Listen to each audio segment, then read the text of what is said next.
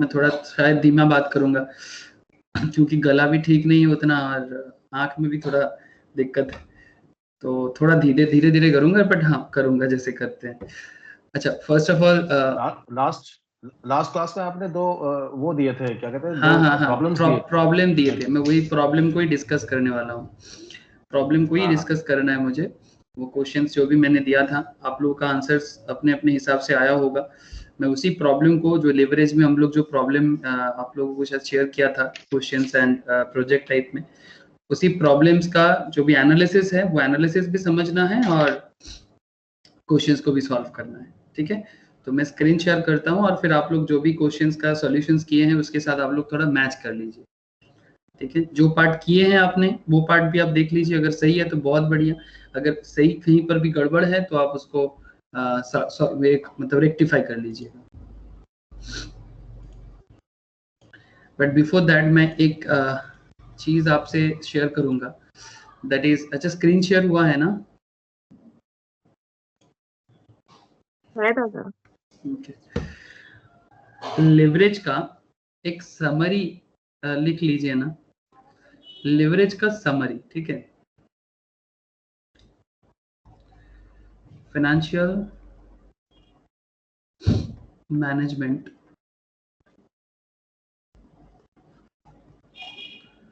Topic है leverage. ये जो लेवरेज है, जो रिस्क फैक्टर्स को कंट्रोल करते हैं ऑर्गेनाइजेशंस के अंदर, इसके ऊपर हम लोगों ने मतलब जो भी ओवरऑल कॉन्सेप्ट था कंप्लीट हो चुका है। बस आपको मैं क्या बताना मुझे ये है कि जितना सारा कॉन्सेप्ट हम लोगों ने अभी तक पढ़ा उसको मैं एक समरेटिकली आपको नोट्स दे रहा हूँ। तो वो समरी नोट्स आप कभी भी यूज कर सकते हैं जब भी आपको जरूरत पड़े कि क्या है, तो आप एक बार लिख लीजिए, हेडिंग कीजिए पर्टिकुलर, हेडिंग कीजिए हाँ पर्टिकुलर,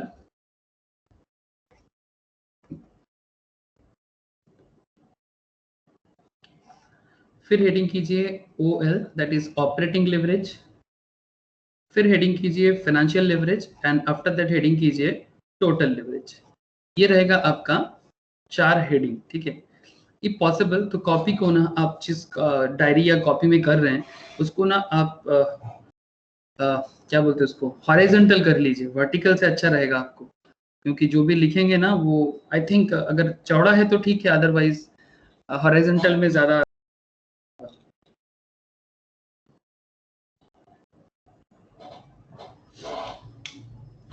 ठीक है, तो चलिए लिखिए, मैं पर्टिकुलर में लिख रहा हूँ। पर्टिकुलर में हेडिंग कर दीजिए पॉइंट को इंटरप्रिटेशन।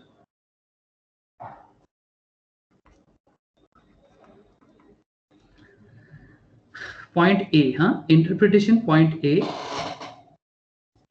हर एक पॉइंट का एक इंटरप्रिटेशन होगा, जैसे कि ऑपरेटिंग लेवरेज का इंटरप्रिटेशन, फाइनेंशियल लेवरेज का इंटरप्रिटेशन एंड टोटल लेवरेज का इंटरप्रिटेशन। तो इंटरप्रिटेशंस में लिखिए सेंसिटिविटी ऑफ ईबीआईटी, बड़ा इंटरेस्टिंग पॉइंट है, sensitivity of EBIT with respect to what, कोई बता पाएंगे? ऑपरेटिंग लेवरेज का sensitivity of EBIT with respect to what, किसके ऊपर डिपेंड करके ऑपरेटिंग लेवरेज अपना सेंसिटिविटी, मतलब वो उसका जो चेंजेस है वो किस पे डिपेंड करता है? Sensitivity of EBIT with sales में, थैंक यू, मतलब इसको हम लोग डिनोट कर सकते हैं ना Q से। ठीक है, Q को हम लोग सेल्स की जगह रिप्रेजेंट कर रहे हैं बार बार, दैट्स वाई मैंने यहाँ पर रेस्पेक्ट टू Q लिखा। ठीक है ना डिंकी रोशनी? ज्योति अभी तक ज्वाइन नहीं किया, स्वीकृत भी नहीं किया, ठीक है ओके। नेक्स्ट लिखिए फाइनेंशियल लेवरेज। फाइनेंशियल लेवरेज क्या है? Sensitivity of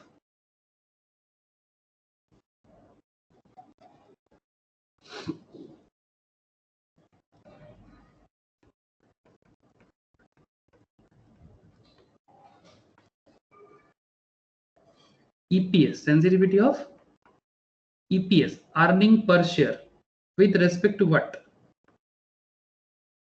With respect to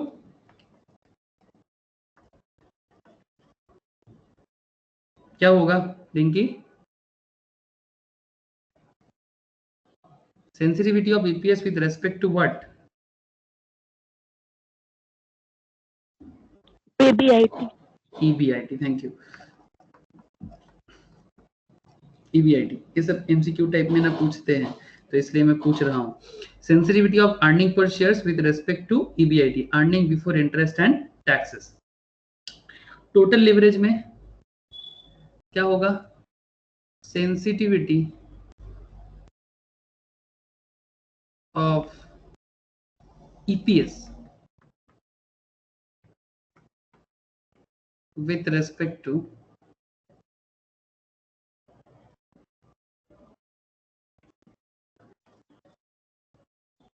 Q. Q ना, मतलब sales, basically Q in the sense sales, मतलब Q से लेके सेल से लेके EPS तक का जर्नी, मतलब जो सेंसिटिविटी मतलब चेंजेस किस में आएगा? चेंजेस अर्निंग पर शेयर पे आएगा. किसके रिस्पेक्ट पे आएगा? सेल्स के रिस्पेक्ट पे आएगा. तो ये जो भी हम लोगों ने अभी भी लिखा, ये क्या हुआ आपका? ये हो गया आपका इंटरप्रिटेशंस तीनों का, कि भाई ऑपरेटिंग लिवरेज है क्या, फाइनेंशियल लिवरेज है क्या, एंड टोटल लिवरेज है क्या. इसमें आपको दो चीज हो रहा है, एक तो एक कंप्लीशंस भी आपको मिल रहा है लिवरेज का, एंड सेकंड थिंग आपको एक समरेटिकल इंफॉर्मेशंस भी आपको एक सिंगल प्लेस में मिल जाएगा. Second point, what does it measure? What does it measure? ये क्या मेजर करते हैं? What does it measure? अगर ऑपरेटिंग लिवरेज का बात करें तो इसका मेजरमेंट का क्या कॉन्सेप्ट है? ये पार्शियल मेजरमेंट है. कंप्लीट मेजरमेंट तो ऑपरेटिंग लिवरेज करता भी नहीं है. अगर आप ऑपरेटिंग लिवरेज का जो भी पॉइंट्स है उसको एक बार गो थ्रू करेंगे तो आपको वहां पर भी मिल जाएगा. ये पार्शियल मेजर है, partial measure of business risk. मतलब बिजनेस रिस्क का आइडेंटिफिकेशन ये पॉइंट भी करते हैं ऑपरेटिंग लिवरेज, बट ये कंप्लीट रिस्क को मेजर नहीं कर सकता, बिकॉज ये सिर्फ ऑपरेटिंग लेवल का ही मेजरमेंट कर सकते हैं. कोई बता सकते हैं मुझे कि फाइनेंशियल लिवरेज जो है इसका मेजरमेंट का एरिया क्या है?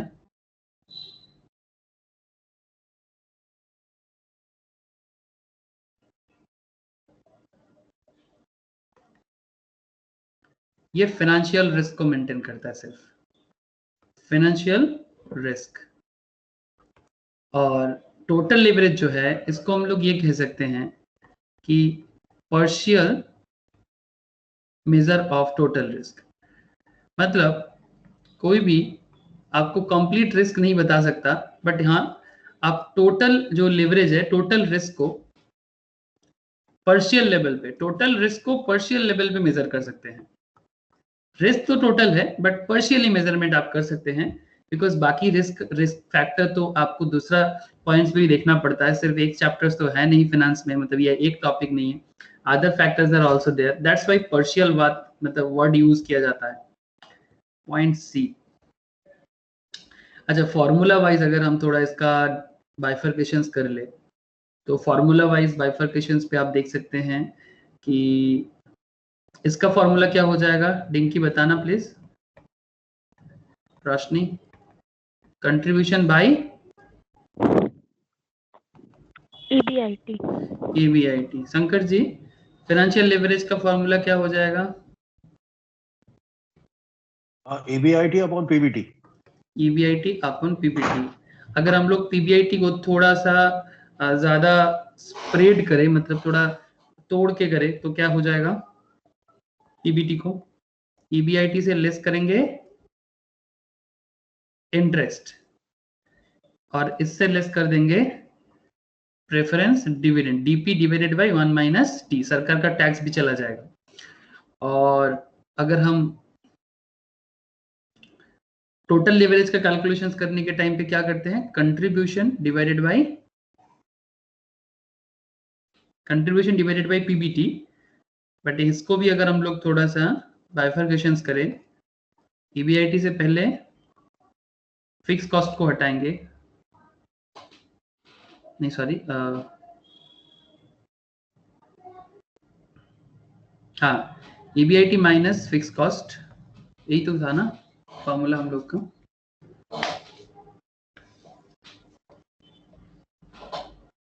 Basically Q into P minus V था, तो दैट इज EBIT। फिर Q into P minus V minus F, Q into P minus V minus F, तो इसको हम लोग इस तरह से कह सकते हैं, contribution minus fix cost. Contribution by EBIT करने से, earning before interest and tax, इसका फिक्स कॉस्ट से पहले क्या मिलता है हमें? कंट्रीब्यूशन मिलता है ना, है दादा। फिक्स। हाँ, तो फिर इसको कंट्रीब्यूशंस करना, इससे हाँ कंट्रीब्यूशन ही करना सही रहेगा। तो कंट्रीब्यूशंस को हम लोग कैसे तोड़ सकते हैं? या तो आप कंट्रीब्यूशन लिख लो, contribution minus fix cost minus interest minus DP in divided by 1 minus t, tax हटा देते हैं। या फिर इसको, अच्छा ठीक है, ये यहाँ तक ये ठीक है। तो ये रहा आपका फॉर्मूला। फिर हम लोग चलेंगे, फिर हम लोग चल जाएंगे डी पॉइंट पे, जहाँ पर हम लोग, जो मैं थोड़ा हेडिंग बना लेता हूँ ऊपर, particular operating leverage, financial leverage, total leverage. Particular में आपका आ जाएगा डी पॉइंट। डी पॉइंट आपको डिनोट करेगा बी पे, break even point. Operating leverage का ब्रेक इवन पॉइंट क्या हो जाना चाहिए? ऑपरेटिंग ब्रेक इवन पॉइंट क्या हो जाएगा? क्यू स्टार से डिनोट करते, याद है? क्यू स्टार मतलब क्यू नॉर्मल सेल्स है, बट ये वो वाला सेल्स है, ब्रेक इवन सेल्स है, जिस पर्टिकुलर सेल्स एरिया में मेरा EBIT मेरा 0 आता है, प्रॉफिट नहीं होता है। तो Q star equals to fix cost divided by P minus B। आपको बस रिकॉल हो जा रहा है। अच्छा, फाइनेंशियल लेवरेज का आपका हो जाएगा EBIT स्टार, मतलब ये उस लेवल का EBIT है जिसपे आपका EPS 0 आता है ना? तो ये हो जाएगा आपका interest plus DP divided by 1 minus T। और टोटल लिवरेज में आपका हो जाएगा Q डबल स्टार, बिकॉज ये उस लेवल का सेल्स है जिस सेल्स पे आपका EPS हो जाएगा 0। तो ये Q डबल स्टार से डिनोट करते हैं fix cost plus interest, fix cost plus interest, और क्या था? Plus DP divided by 1 minus T whole divided by आपका था P माइनस P। ये रहा आपका ब्रेक इवन पॉइंट। ये सब लास्ट क्लास में हो गया था। अब मैं आपको जो जो मेन पॉइंट था मैंने आपको बता दिया। अब आपको क्या करना है, एक कंक्लूजन्स लिखना है। इसको हम लोग क्या बोलेंगे? Overall conclusion and advice. Overall conclusion and advice. We know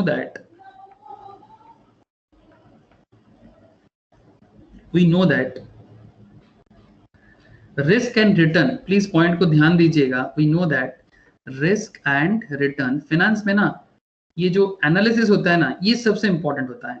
चाहे आप कितना फॉर्मूला यूज कर लीजिए, चाहे आप कितना भी कैलकुलेशंस या मैथमेटिक्स यूज कर लीजिए, बट अल्टीमेटली अगर आप एनालिसिस नहीं कर पाए तो फाइनेंशियल मैनेजमेंट का एज सच कोई फायदा नहीं है इसको करने का। तो we know that risk and return go hand in hand, ये तो हम लोग बचपन से जानते हैं, go hand in hand. So we are in favor of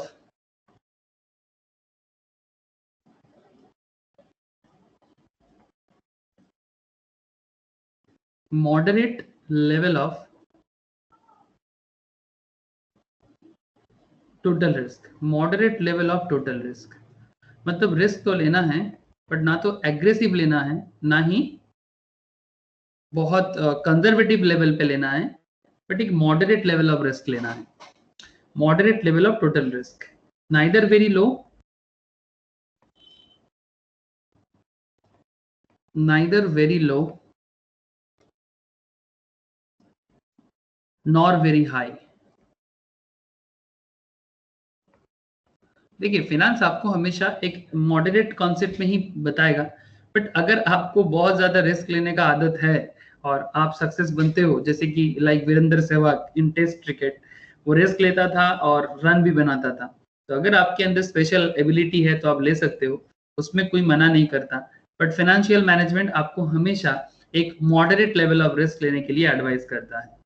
hence the advice is Hence, the advice is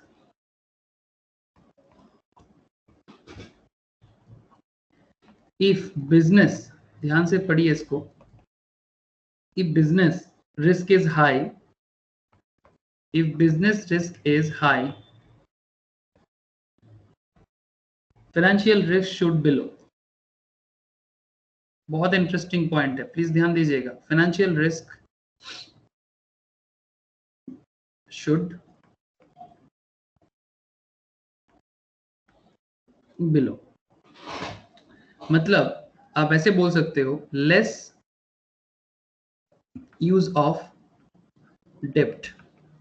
financial risk below करना है, इसका मतलब आपको कम डेप्ट लेना है, such that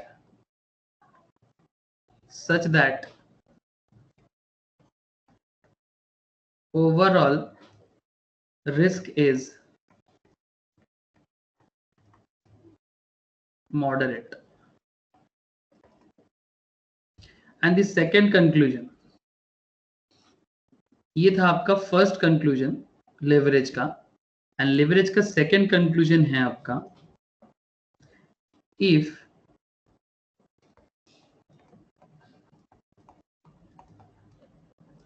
business risk is low, if business risk is low,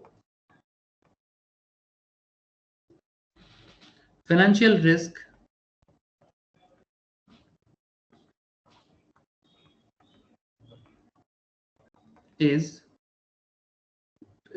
should be, financial risk should be high, financial risk should be high। तो आप यहां पर कर सकते हो greater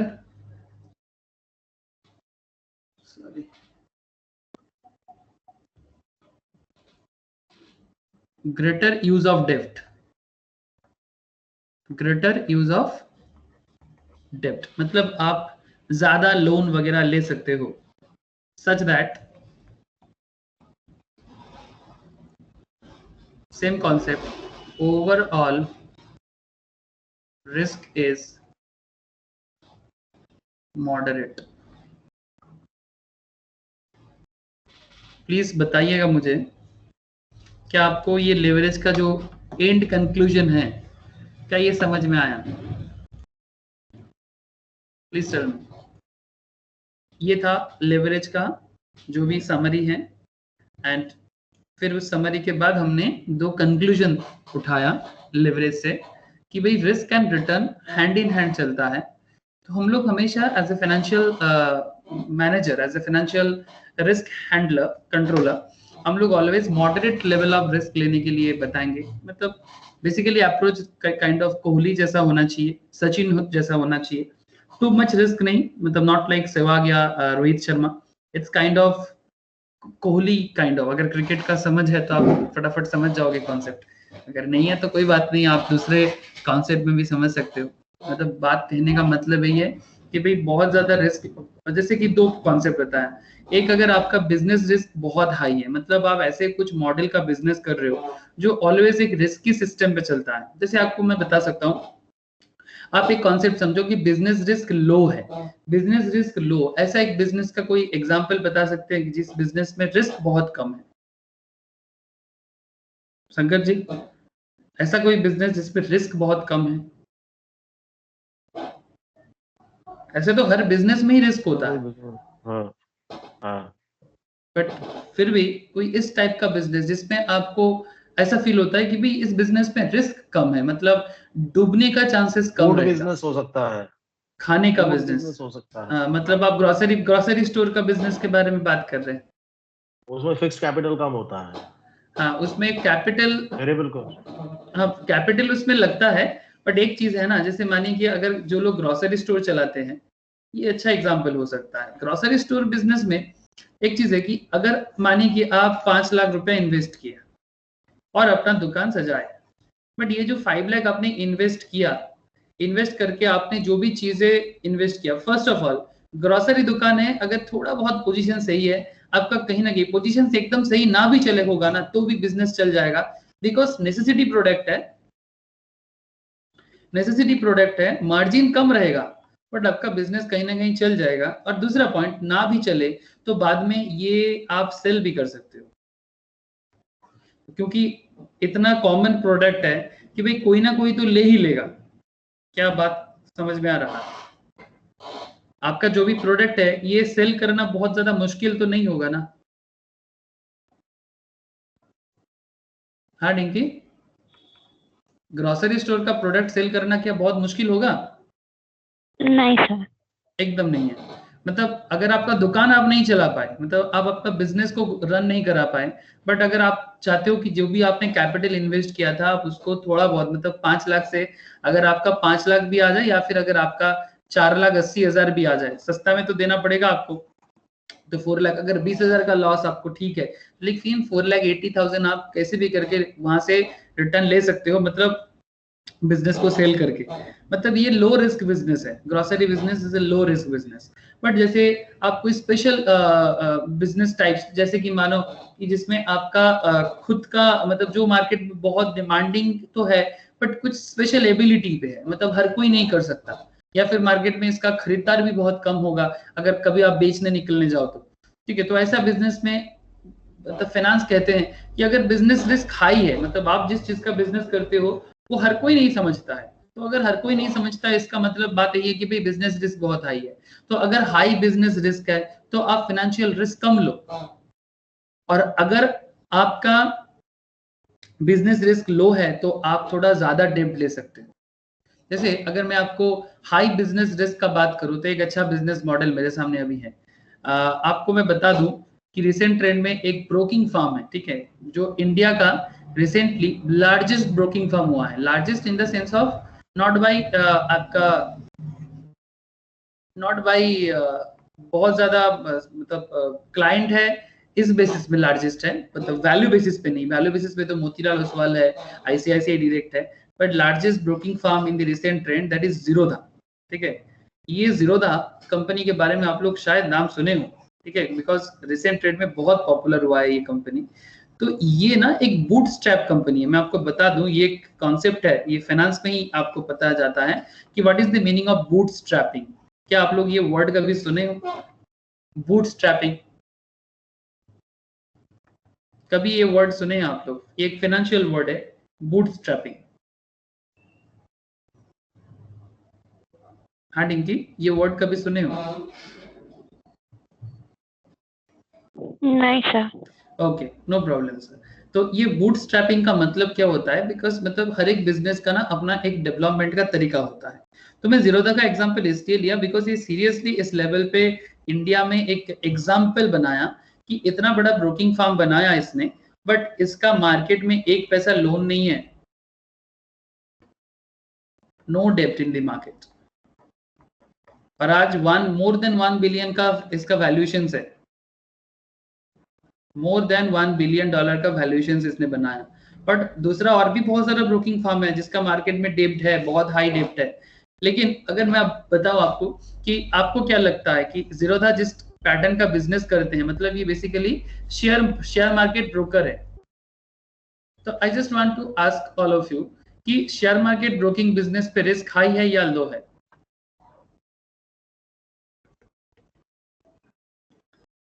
It's a high risk model business or a low risk model business? Shankar ji क्या लगता है? भाई मेरे हिसाब से तो लो रिस्क है। आई डोंट नो मतलब इसमें क्या किस तरह का इन्वेस्टमेंट होता है, I am not aware. Investment तो ज्यादा कुछ इसमें है नहीं, मतलब बेसिकली मतलब ये इस तरह का बिजनेस में, अगर जैसे पुराना बिजनेस मॉडल अगर देखा जाए लाइक आईसीआईसीआई डायरेक्ट या मोतीलाल ओसवाल, इनका जो बिजनेस कॉन्सेप्ट था, इसमें पहले ऑनलाइन वर्ल्ड नहीं था, पहले फिजिकल वर्ल्ड बनाना पड़ता था आपको।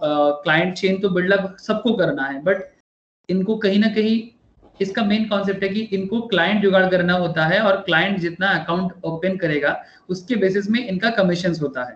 ठीक है, ये इनका इस बिजनेस का सबसे मतलब प्रॉफिट का एरिया है।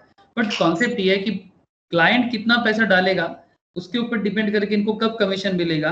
इसके लिए इनको बिजनेस में रिस्क इसलिए बहुत ज्यादा है बिकॉज क्योंकि ये दूसरे के मतलब कौन इन्वेस्ट करने आएगा उस पर डिपेंड करता है। दूसरा सबसे बड़ा पॉइंट है कि एक स्पेशल एबिलिटी का बिजनेस है। मतलब एबिलिटी इन द सेंस, क्या हर कोई मतलब आज अगर जीरोधा बोलेगा कि नहीं मैं अपना बिजनेस बेच के निकलना चाहता हूँ, तो इस मार्केट में ऐसा नहीं कि बहुत लोग हैं कि भाई अभी मार्केट में ये इजीली सेल हो जाएगा, ऐसा नहीं है। इजीली सेलेबल बिजनेस नहीं है, तो इसका बिजनेस रिस्क हाई है। एक तो शेयर मार्केट जो अपने आप में एक रिस्क फैक्टर लेके चलता है। दूसरा पॉइंट ब्रोकर बनना, ब्रोकिंग फर्म बना के फिर क्लाइंट जुगाड़ करना, फिर क्लाइंट को एक एक्टिव क्लाइंट में ट्रांसफर करना, इनका बिजनेस मॉडल में रिस्क इस पॉइंट ऑफ व्यू से है। हाँ, लॉस खाने का जगह भी इनका, हाँ बोलिए। फाइनेंशियल रिस्क नहीं है, फाइनेंशियल रिस्क नहीं है। फाइनेंशियल रिस्क फाइनेंशियल रिस्क है, जैसे ओल्ड मॉडल ऑफ जो ब्रोकिंग बिजनेस है उसमें है उनको, जैसे कि अगर मैं एंजल ब्रोकिंग साथ में ले लूं, तो एंजल ब्रोकिंग इतना ज्यादा ब्रांच बना के रखा है। ब्रांच मतलब एक फिजिकल स्ट्रक्चर के साथ वहां पर अलग अलग लोगों को एम्प्लॉयमेंट करके उनको ये करके, लेकिन रिसेंटली एंजल को भी अपना बिजनेस मॉडल बदलना पड़ा। लेकिन जीरोधा जैसे कंपनी आके इनको थ्रेड दे दिया, भाई आप फिजिकल एक ऑफिस बना के आपका फिक्स कॉस्ट का एक्सपेंस बढ़ा रहे हो। जहां पर एक ऑफिस लगाओगे तो फिर 20,000 का भाड़ा देना है, 20,000 का कम से कम, फिर वहां पर 2 बंदा को ऑल टाइम रखना है, तो फिर एक फिजिकल स्टोर को चलाने के लिए आपको मंथली 20,000 30-40,000 का खर्चा हो जाता है। जहां पर जीरोधा जैसे कंपनी एक ऐसा प्लेटफॉर्म बिल्डअप करता है, टेक्नोलॉजिकली ये लोग थोड़ा ज्यादा इन्वेस्टमेंट करता है, लेकिन इतना भी टेक्नोलॉजिकली खर्चा कम हो जाता है। तो इस कारण से ये लोग ना एक एडवांटेज लेता है। तो ये बूटस्ट्रैपिंग का मतलब है जो मार्केट से without taking any loan business बना पाते हैं। तो बेसिकली कॉन्सेप्ट ये, इसमें और भी अलग अलग पॉइंट आ सकता है। मैं बस एक एग्जांपल्स के तौर पे आपके सामने 2 मॉडल लिया यहाँ पर। एक मैंने ग्रोसरी का मॉडल लिया, एक मैंने आपका शेयर मार्केट ब्रोकिंग का मॉडल लिया, जिसमें अगर बिजनेस रिस्क आपका हाई रहेगा उसमें फाइनेंशियल रिस्क शुड बिलो, आपको कम डेप्ट यूज करना चाहिए। और अगर आपका बिजनेस रिस्क लो है तो फिर आप हाई डेप्ट यूज कर सकते हो, बिकॉज आपका कहीं ना कहीं प्रोडक्ट बिक जाएगा, प्रोडक्ट सेल हो जाएगा, आपको मार्केट से पैसा मिल जाएगा। दैट्स वाई दोनों पॉइंट ऑफ व्यू से आप अल्टीमेटली एक एवरेज कर रहे हो, जिसमें हम एक मॉडरेट कॉन्सेप्ट ला रहे हैं। तो ये लेवरेज का ये जो 2 पॉइंट है ना, ये 2 पॉइंट लेवरेज का एक मतलब क्या बोलते हैं ना, वो मतलब मेन पॉइंट है कि लिवरेज कहीं ना कहीं आपको मॉडल के ऊपर डिपेंड करके, बिजनेस मॉडल पे डिपेंड करके आपको डिसीजंस लेने पे हेल्प करता है। ठीक है ना, यहाँ तक। फिर आगे मैं और चर्चा करता हूँ, प्रॉब्लम सॉल्व करूंगा। चलिए, तो प्रॉब्लम सॉल्व करते हुए और एनालिसिस होता जाएगा।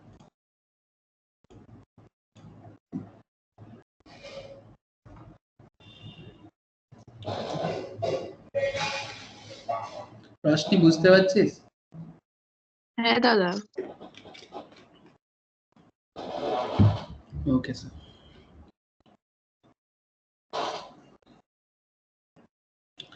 अच्छा देखिए, तो एक क्वेश्चंस मैंने दिया था, क्वेश्चन था, क्वेश्चन नंबर 3 बोल के क्वेश्चन था। देखिए ABCD करके, you are required to compute the operating leverage for each of the 4 firms. क्या ये क्वेश्चन था? देखिए ना, मुझे कंप्यूटर में एक सेकंड। नहीं, आपने 2 क्वेश्चन दिए थे। अच्छा, एक तो अल्फा बीटा वाला क्वेश्चन दिया था आपने, अल्फा बीटा वाला क्वेश्चन दिया था मैंने, और एक महादेव लिमिटेड वाला। ये क्वेश्चन तो मैंने सॉल्व कराया था क्लास में।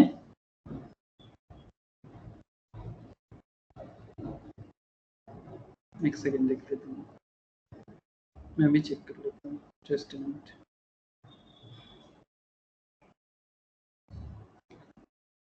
शंकर जी, आप जो बोल रहे हो वो तो दोनों क्वेश्चंस मैंने क्लास में ही सॉल्व कराया, अल्फा बीटा और महादेव लिमिटेड का। हाँ यही आपने भेजा था, क्या कहते हैं, मुझे जो व्हाट्सएप में भेजा था, ये 2 क्वेश्चन। यही फिर से नहीं, मैंने और भी एक भेजा था आपको, देखिए और एक फाइल होगा आपके व्हाट्सएप में, वो महादेव के नीचे देखिए, मतलब वो दोनों भी था साथ में मैंने और भी कुछ क्वेश्चन शेयर किया था आप लोगों से। डिंकी शेयर हुआ था क्या या नहीं हुआ था?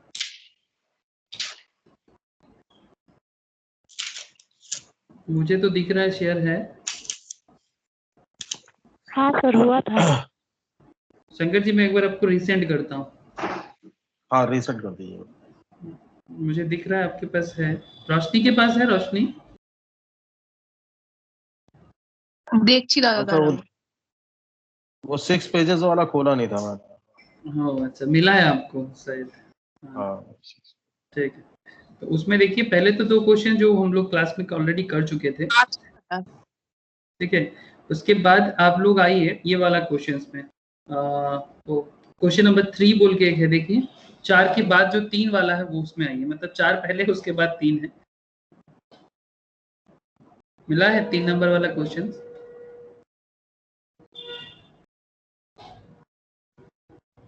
ABCD 4 फॉर्म है। ABCD 4 form. हाँ उसमें आइए।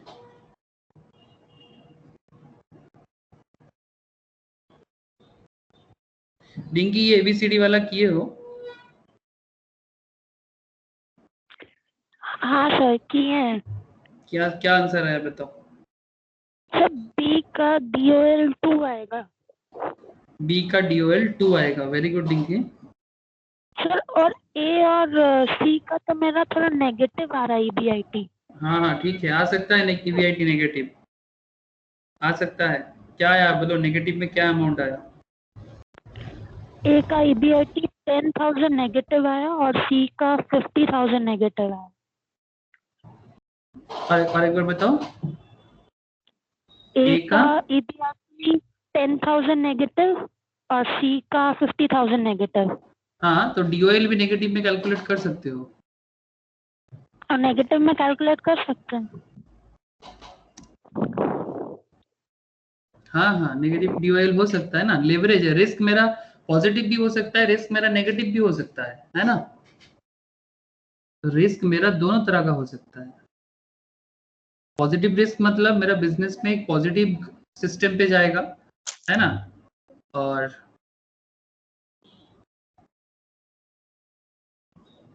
फिर A का DOL होगा 7, B का 2, हाँ C का 3 और D का 1। ओके, सी का क्या बोले? 3 बोले? 3 -3। हाँ सही हुआ है। इन्फरेंस जो था एनालिसिस किए हो क्या? नहीं सर, ठीक एनालिसिस है बस नहीं लिखा। ठीक है, मैं एनालिसिस अभी सॉल्व कराऊंगा। इम्पोर्टेंट और है उसके एनालिसिस। पहले वाला सम्स भी हो गया था, जो सिचुएशन A और B वाला। सिचुएशंस A B वाला, अच्छा ठीक है, वो मैं अभी बात करता हूँ, जस्ट ठीक।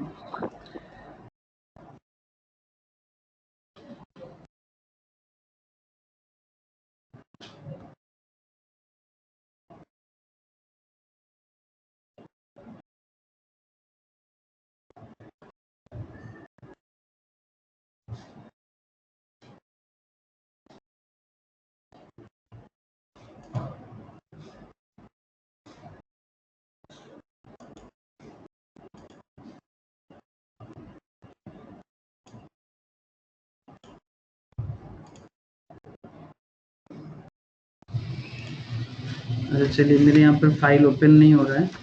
आप लोगों के पास तो क्वेश्चन है तो मैं बात कर सकता हूँ। रोशनी एंड शंकर जी, आप लोग फटाफट एक बार क्वेश्चन नंबर 3 सॉल्व कर लीजिए। डिंकी का तो हो गया मैं है। कर लेता, वही कर लेता। ठीक है करिए, मैं भी कर रहा हूँ। दादा स्क्रीन टेक तो अच्छे हैं। Oh just a minute. Question तो आप लोगों के पास है तो फिर मैं क्वेश्चन और शेयर नहीं कर रहा हूँ। हाँ, और मुझे थोड़ा यहाँ पर डाउनलोड में थोड़ा इशू हो रहा है क्वेश्चंस को, तो मैं डायरेक्टली सॉल्व कर रहा हूँ। स्क्रीन शो हो रहा है ना रोशनी? अच्छा, ये फटाफट सॉल्व हो जाएगा, ज़्यादा दिक्कत नहीं करेगा, 2 मिनट में हो जाएगा। डिंकी मुझे थोड़ा हेल्प करना। पॉइंट नंबर ए किससे स्टार्ट करें डिंकी? क्वेश्चंस अगर मैं आपको रीड करूं, you are required to compute the operating leverage for each of the 4 firms. 4 firm आपके पास है A B C D from the following price and cost data. What inferences can you draw, मतलब आप क्या analysis करोगे एक एक का with respect to level of fix cost, मतलब किसका फिक्स कॉस्ट क्या है उसके ऊपर डिपेंड करके आप बिजनेस को क्या बताओगे। And the degree of operating leverage result, मतलब ऑपरेटिंग लेवरेज के ऊपर डिपेंड करके एंड फिक्स कॉस्ट के ऊपर डिपेंड करके आप क्या एनालिसिस लाओगे इस चारों फर्म के बारे में अलग अलग से। Assume number of unit sold is 5000। Okay, एक नंबर ऑफ यूनिट्स जो बिजनेस का है, मतलब जो भी प्रोडक्ट ये मैन्युफैक्चर करता है वो हर एक फर्म का इक्वल रखा गया है, that is 5000 input output. Unit जो है 5000 आउटपुट सबको ही मैन्युफैक्चर करके मार्केट में सेल करने के लिए रेडी कर रहा है। तो डिंकी क्या करना चाहिए? कंट्रीब्यूशंस, यहाँ पर मुझे सेल प्राइस है, वेरिएबल कॉस्ट भी है और फिक्स्ड ऑपरेटिंग कॉस्ट भी है ना डिंकी? हाँ सर। तो 4 चीज तो मेरे पास है, ठीक है, 3 चीज है, तो सेल और वेरिएबल कॉस्ट है, तो फिर कंट्रीब्यूशन तो मुझे मिल ही जाएगा ना। तो मैं डायरेक्टली कंट्रीब्यूशन पर यूनिट कर सकता हूं। शंकर जी देखिए, सेल आपका सेल प्राइस पर, हाँ बोलिए। सेल प्राइस को नंबर ऑफ यूनिट से मल्टीप्लाई करेंगे ना, 5000 into 20। नहीं, आप पहले कंट्रीब्यूशन पर यूनिट तो निकाल लीजिए। कंट्रीब्यूशन पर यूनिट निकाल लो, क्योंकि आपका सेल प्राइस दिया हुआ है और वेरिएबल कॉस्ट भी दिया हुआ है, तो हम लोगों को पता है कि सेल्स आपका सम, मतलब ये बाय विजन्स में ही हो जाएगा। देखिए 20 है सेल प्राइस ए का, 14 आ गया, 14 आ जाएगा ना, तो ए का कंट्रीब्यूशन पर यूनिट हो जाएगा 14, बी का हो जाएगा आपका 16, सी का हो जाएगा आपका 30 और डी का हो जाएगा 20, है ना? तो इससे आपका क्या हो गया, फार्म का डेली का पर यूनिट प्रॉफिट आपको पता चल गया कि किसका कितना सेल होता है पर यूनिट का डेली का, उसके बेसिस में उस पर्टिकुलर फार्म का डेली का जो प्रॉफिट है वो आपको पता चल गया। अब डेली का प्रॉफिट तो पता चल गया, अब आउटपुट देख लीजिए, पूरा साल भर का जो भी उसका आउटपुट है वो आउटपुट आपको गिवन है। तो आउटपुट गिवन है 5000 करके सबका, ए का भी 5000 हो रहा है, बी का भी 5000 हो रहा है, सी का भी 5000 हो रहा है और डी का भी 5000 हो रहा है। तो अब सारा का सारा में 5000 पुट कर दीजिए, क्योंकि मतलब आउटपुट मतलब इतना ये प्रोडक्शंस कर रहा है। अब अगर आउटपुट आपको पता चल गया, अब आपको पता चल जाएगा, अभी शंकर जी जो बता रहे थे दैट इज इनटू करना है आपको। अब आप कंट्रीब्यूशन निकाल लीजिए, टोटल कंट्रीब्यूशन, मतलब इससे पहले वाला जो था ये तो पर यूनिट वाला कंट्रीब्यूशन था। अब आप अगर टोटल कंट्रीब्यूशन करना चाहेंगे तो आप इनटू कर लीजिए, ए इंटू बी करके आ जाएगा, मतलब contribution per unit into output, है ना? तो ये हो जाएगा 70,000, ये हो जाएगा 80,000, ये हो जाएगा आपका 1,50,000 और ये अमाउंट आ जाएगा आपका 1 लाख का, 1 लाख का।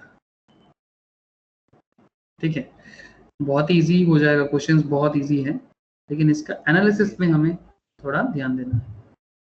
Operating fix cost, operating fix cost ये भी गिवन है आपको। देखिए ए फार्म का फिक्स कॉस्ट दिया है 80,000 का, बी फार्म का फिक्स कॉस्ट दिया है 40,000 का, 40,000 का, सी का भी एक गिवन है 2 लाख का, और डी का फिक्स कॉस्ट कुछ नहीं है, निल है, कुछ भी फिक्स कॉस्ट गिवन नहीं है आपको यहाँ पर। तो अगर आपको ऑपरेटिंग मिल गया तो आपको ईबीआईटी भी मिल जाएगा, डिंकी का सही आया था, ईबीआईटी हो जाएगा सी माइनस डी करके, इसका हो जाएगा नेगेटिव 10,000, मतलब इसका प्रॉफिट नहीं आ रहा है, इसका आ जाएगा 40,000 का ईबीआईटी, मतलब सरकार को टैक्स नहीं दिया, लोन का इंटरेस्ट नहीं भरा, इसका उससे पहले ही लॉस आ गया। अच्छा, फिर इसका हो जाएगा 50,000 का नेगेटिव ईबीआईटी और इसका हो जाएगा आपका 1 लाख का प्रॉफिट, बिकॉज इसका कुछ फिक्स कॉस्ट है नहीं। अब ऑपरेटिंग लेवरेज का फॉर्मूला आप सबको पता है, डिग्री ऑफ ऑपरेटिंग लेवरेज आपका होता है कंट्रीब्यूशन बाय ईबीआईटी, है ना? तो सी बाय ई, सी बाय ई, तो फिर आपका ये हो जाएगा 7 नेगेटिव, ये हो जाएगा +2, ये हो जाएगा -3, और ये हो जाएगा आपका +1। यहां तक हो जाए तो मुझे बताइएगा। हाँ हो गया, हो गया। तो अब हम लोग बातें करेंगे। अब इसका मतलब तो आप लोगों को पता है ना कि ऑपरेटिंग लेवरेज का मतलब क्या होता है। अगर ऑपरेटिंग लेवरेज आपका 2 है, इसका मतलब ये होता है कि if EBIT changes by, if sales changes by 1%, then your EBIT will changes by 2% in a same way, positive way में 2%। मतलब अगर मेरा सेल्स चेंज होता है, क्योंकि मेरा EBIT डिपेंड करता है किस पे, सेल्स पे, ऑपरेटिंग लेवरेज के केस में, तो मेरा EBIT DOL 2 का मतलब ये हो जाता है कि मेरा सेल्स अगर चेंज हुआ है 1% पे, तो मेरा EBIT विल चेंज होगा 2% में in the same direction. Similarly ये नेगेटिव है, तो अगर मेरा EBIT सेल्स चेंज होता है 1%, उसके ऊपर डिपेंड करके ये मेरा चेंज हो जाएगा 7%, तो ये नेगेटिव हुए है। ठीक है, ड्यूअल नेगेटिव का मतलब आपका ये हो जाता है। तो चलिए वही सब बाकी चीजें करना है तो आपको और क्लैरिटी हो जाएगा। तो आप लोग कीजिए इन्फरेंस। इन्फरेंस का मतलब हो जाएगा आपका कि एनालिसिस करना है इसको। तो पॉइंट 1, ड्यूअल इज द, अब लिखिए इसमें लिंकी करना प्लीज अभी, dual is the risk arising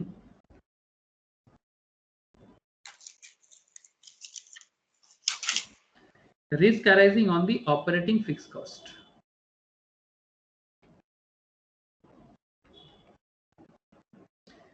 fix cost के ऊपर डिपेंड करके रिस्क अराइज जो भी हो वो आपका ऑपरेटिंग फिक्स कॉस्ट पे रिस्क अराइज होगा। अब यहां पर आप मुझे बताइएगा इस पे यहां पर कौन सा फर्म का फिक्स कॉस्ट नहीं है? Which firm don't have a fixed cost? D firm. D का कोई फिक्स कॉस्ट नहीं है।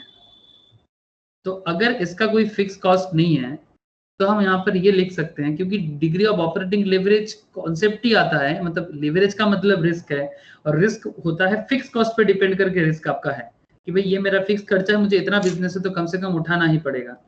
तो आप यहाँ पर एक चीज लिख सकते हैं, फर्म डी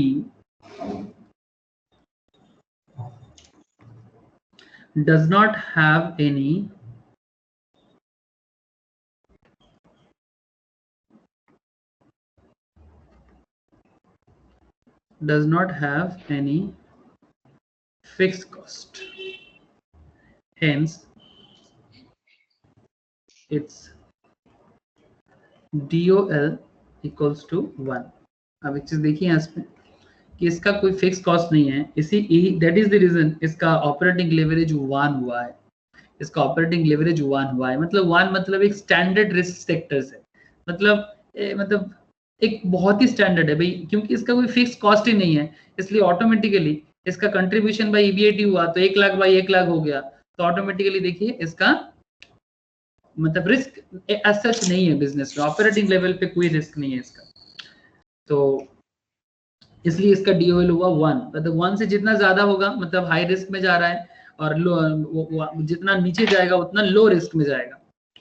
अब point number 2,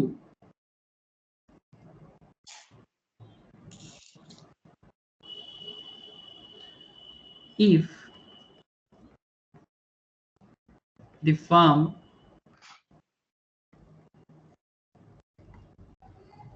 operates below the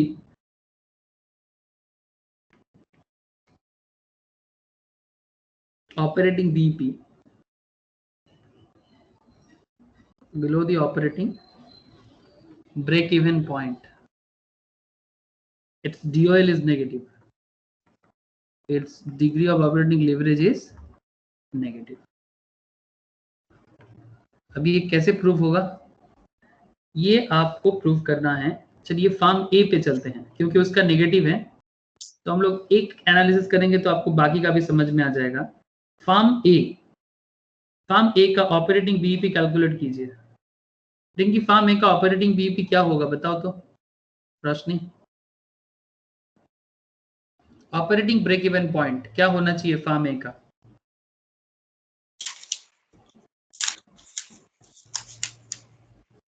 formula क्या करेंगे, fix cost divided by contribution per unit, है ना। कंट्रीब्यूशन पर यूनिट, एक एक यूनिट का क्या कंट्रीब्यूशन है, तो आपका फिक्स कॉस्ट कितना है फार्म ए का 80,000 का है, और कंट्रीब्यूशन पर यूनिट कितना है 14 का है, तो फिर आपका ऑपरेटिंग ब्रेक इवन यूनिट कितना हो जाएगा? 5714.28। ठीक है 5714 यूनिट ही कर लो इसको, ठीक है राउंड कर लो 5714 यूनिट। मतलब ये अगर 5714 यूनिट का प्रोडक्शन करता है तो जाके इस बिजनेस का एक ब्रेक इवन पॉइंट आएगा, मतलब जिस पॉइंट पे इसका no profit no loss situation आएगा। आप समझ रहे हैं पॉइंट को? हाँ शंकर जी। हाँ मैं समझ रहा हूँ। हाँ, मतलब अगर 5000 यूनिट है अभी है और उसको हाँ, 5714 यूनिट करना तब ब्रेक इवन पे आएगा। तब ब्रेक इवन पे आएगा, मतलब ये करंटली ब्रेक इवन और ज्यादा करना पड़ेगा। हाँ, मतलब ये करंटली ब्रेक इवन पे नीचे ऑपरेट कर रहा है ना। ये करंटली ब्रेक इवन के नीचे ऑपरेट कर रहा है। हाउएवर अब लिखिए यहाँ पर एक्चुअल आउटपुट जो एक्चुअली हो रहा है, एक्चुअल आउटपुट इज ओनली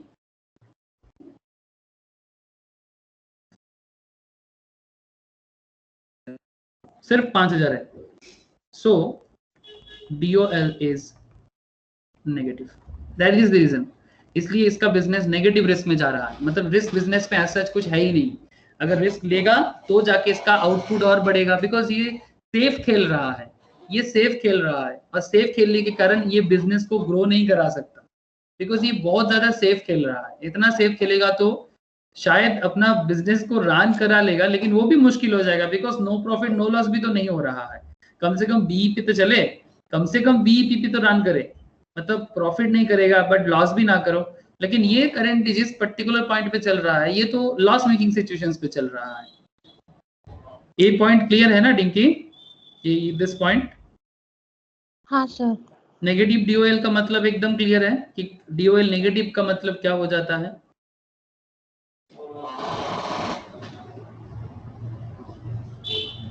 हाँ सर। अब चलो नेक्स्ट, अब आपको मैं फार्म सी में बात करते हैं। फार्म सी पे देखिए आप, इसका भी आप ऑपरेटिंग बीईपी निकालिए।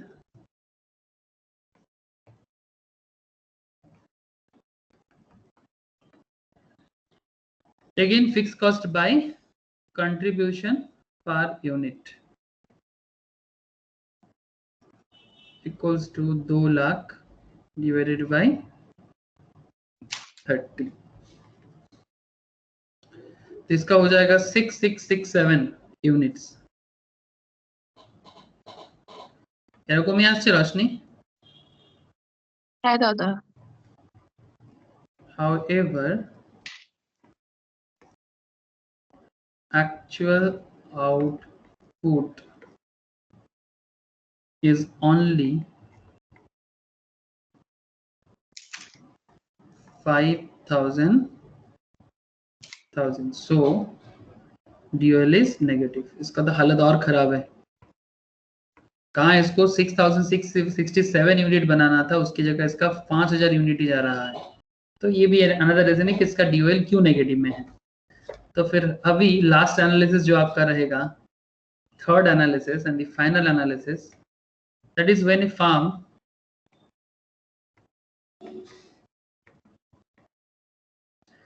operates above operating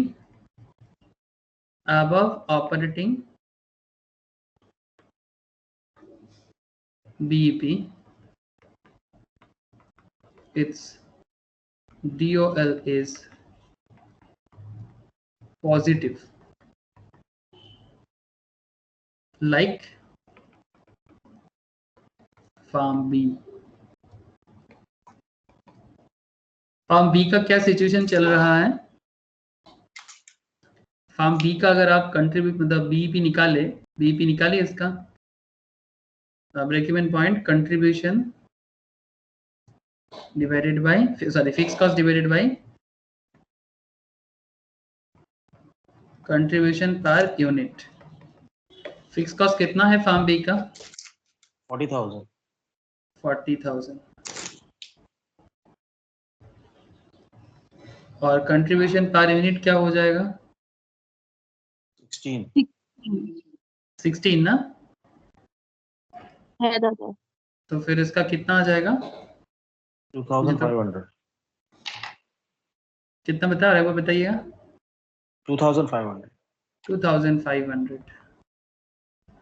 2,500 हो जाएगा इसका ब्रेक इवन पॉइंट, जहां पर ब्रेक इवन पॉइंट 2,500 है, जहां पर एक्चुअल आउटपुट कितना हो रहा है इसका?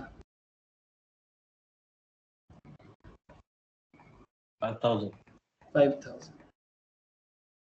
That is why dual positive है इसका।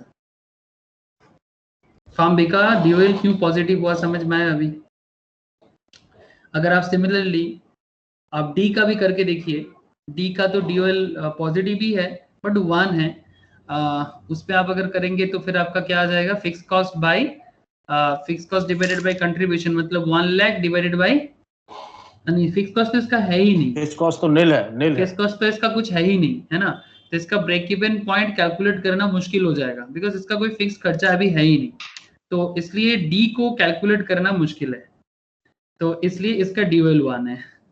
ठीक है, तो क्लियर है ये each and every point operating leverage के पर्सपेक्टिव से, ऑपरेटिंग लेवरेज के पर्सपेक्टिव से हर एक पॉइंट क्लियर है कि भाई एक बिजनेस का क्या सिचुएशन हो सकता है और उसके ऊपर डिपेंड करके लेवरेज उसको कैसे हेल्प करेगा।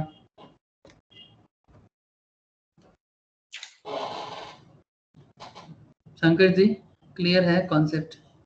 ये क्लियर है। अच्छा ये जो सेकंड वो था आपका एग्जांपल था, हाँ सेकंड प्रॉब्लम जो था महादेव लिमिटेड, हाँ लास्ट क्लास में आपने सॉल्व किया था, जी तो जी। जो बी पार्ट आपने बैकवर्ड कैलकुलेशन किया था उसको जरा दोबारा समझा देंगे एक बार? अच्छा लास्ट में बोलते हैं हाँ शंकर जी, हाँ एंड पे बात करते हैं, एंड पे बात करते हैं। ओके समझा दूंगा, एंड पे बात करते हैं।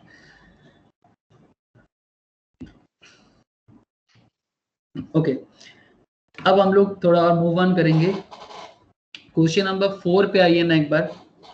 क्वेश्चन नंबर 4 जिसमें आपके पास क्वेश्चन नंबर 4 पे, क्वेश्चन नंबर 4 का क्वेश्चंस आपको पता है, देखिए एक बार। Calculate the operating leverage, financial leverage and combined leverage from the following data under situation 1 and 2 and financial plan A and B, है ना टिंकी? यही वाला ना टिंकी?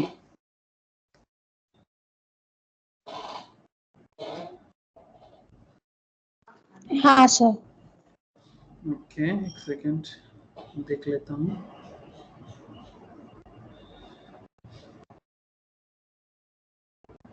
बड़ा इंटरेस्टिंग क्वेश्चन है, चलिए मैं एक बार इसको करता हूँ।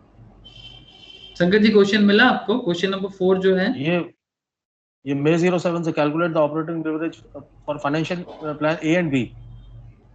फाइनेंशियल हाँ ए एंड बी दो कंपनी है, ऑपरेटिंग है, फाइनेंशियल है, कंबाइंड है, तीनों कैलकुलेट करना है। दो सिचुएशन है, एक सिचुएशन 1 है एक सिचुएशन 2 है। देखिए एकदम स्टार्टिंग में ही बोला है, मिला? क्वेश्चन 4 ब्रैकेट में कुछ May 07 लिखा हुआ है। हाँ ठीक है, इंस्टॉल्ड कैपेसिटी 4,000। हाँ इंस्टॉल कैपेसिटी 4,000। पेज इज रोशनी है दादा। अरे मेरा ना क्वेश्चन ओपन ही नहीं हो पा रहा है, पता नहीं क्या हो गया, कंप्यूटर में क्या दिक्कत हो गया, तब से वही कोशिश कर रहा हूँ कि ओपन हो जाए।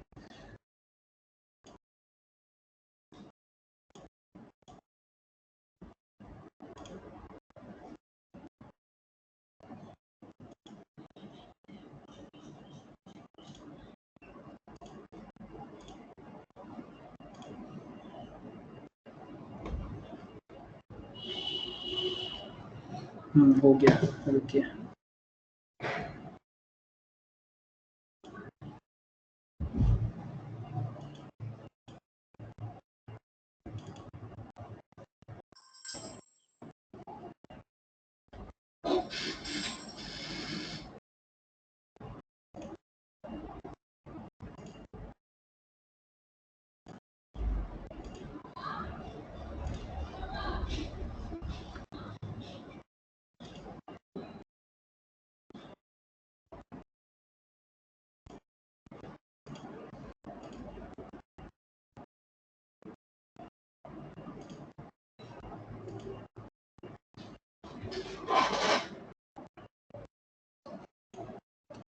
स्क्रीन शेयर है ना?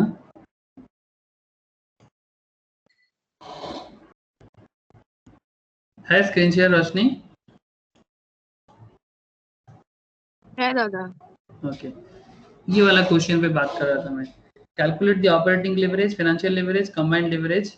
इसमें इंस्टॉल्ड कैपेसिटी बोला है 4000 यूनिट का, एक्चुअल प्रोडक्शन एंड सेल्स बोला है 75% of the capacity, selling price 30 per unit, variable cost 15 पर यूनिट, फिक्स कॉस्ट। दो सिचुएशन दिया है, एक सिचुएशन में फिक्स कॉस्ट आपका 15,000 का है, सिचुएशन 2 में आपका 20,000 का है। कैपिटल स्ट्रक्चर आपका फाइनेंशियल प्लान का, बिजनेस में इक्विटी लिया गया है, मतलब इक्विटी शेयर के थ्रू से बिजनेस ने फार्म ए ने सॉरी प्लान ए के, अगर प्लान ए का बात किया जाए, प्लान ए में 10,000 का 10,000 ले रहे हैं, प्लान बी में 15,000 लिया जा रहा है, और डेप्ट मतलब लोन लिया जा रहा है 20% के इंटरेस्ट पे, प्लान ए में 10,000 का, प्लान बी में 5,000 का, कुल मिला के प्लान ए में 20,000, प्लान बी में भी 20,000। बट आपको वही पूछ रहा है कि आप ये जो सिचुएशंस आपको दिया गया, इस पर्टिकुलर सिचुएशंस में आपको क्या कैलकुलेट करना है, डीओएल, डीएफएल एंड कंबाइन, मतलब टोटल। तो मैं एक बार डेट जो रेट ऑफ इंटरेस्ट 20% किया है, हाँ जी, इसके आगे 10,000, 10,000, 20,000 ये क्या है? ये वाला पूछ रहे हैं, ये वाला ना? हाँ, ये जो 10,000 दिया है आपको, ये 10,000 का मतलब है कि आपने इक्विटी से पैसा उठाया 10,000 का। मतलब फार्म को, ये हम लोग जो शेयर मार्केट में पैसा लगाते हैं वो इक्विटी कैपिटल है ना, जिस कंपनी को हम लोग पैसा देते हैं वो उस कंपनी का क्या है, इक्विटी है। अगर ये कोई प्राइवेट कंपनी भी होगा तो प्राइवेट कंपनी में उसका मेंबर अगर बिजनेस में पैसा दे रहे हैं तो वो उसके लिए क्या होगा, वो उसके लिए इक्विटी होगा, उसको इक्विटी कैपिटल कहते हैं। जैसे हम लोग शेयर मार्केट में पैसा लगाते हो तो इक्विटी है। तो अगर कंपनी इक्विटी से पैसा ले रहा है, प्लान ए के तहत 10,000 का इक्विटी ले रहे हैं, प्लान बी में 15,000 का इक्विटी ले रहे हैं।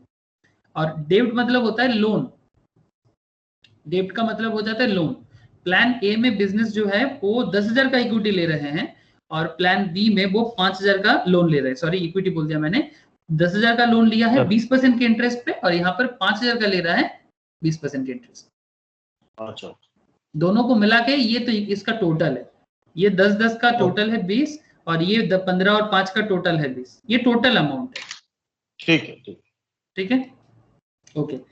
अच्छा, डिंकी का शायद क्वेश्चन सॉल्व हुआ है, तो डिंकी तुम आंसर चेक करा सकते हो, बताओ क्या क्या आया, बताओ डिंकी। सर मेरा 4 आंसर आया है, मतलब हाँ 4 ही आएगा, एकदम सही है, बोलो। तो फाइनेंशियल प्लान ए में सिचुएशन ए का डीओएल है 1.5, हाँ सही है, डीएफएल है 1.5, डीएफएल 1.5, थोड़ा गड़बड़ लग रहा है। अच्छा और बताओ। और डीसीएल है 2.25, डीसीएल है 2.25, कुछ गड़बड़ हो गया, पहला वाला सही था। अच्छा प्लान बी का बताओ। प्लान ए का 1.2 डीएफएल होगा क्या? प्लान बी का नहीं, सिचुएशन ए का, प्लान का सिचुएशन ए का डीएफएल। हाँ देखो सिचुएशन, यहाँ पर कॉन्सेप्ट क्या होगा, सिचुएशन 1 है, उसके अंदर 2 प्लान है, हाँ। प्लान ए प्लान बी ऐसा करके होगा थिंकिंग। हाँ सर। और एक होगा सिचुएशन 2 जिसपे होगा प्लान ए प्लान बी, ऐसा ही कियो क्या? तो लिखने में थोड़ा सा मतलब आगे पीछे हो गया मेरे को लग रहा है। मुझे भी ऐसा कुछ लग रहा है, मतलब तुम्हारा कॉन्सेप्ट सही था बट शायद इंटरप्रिटेशन में कहीं थोड़ा गड़बड़ हुआ है। अच्छा ठीक है, मैं हाँ सॉल्व सर। करता हूँ, देखो मैं सॉल्व अभी करता हूँ।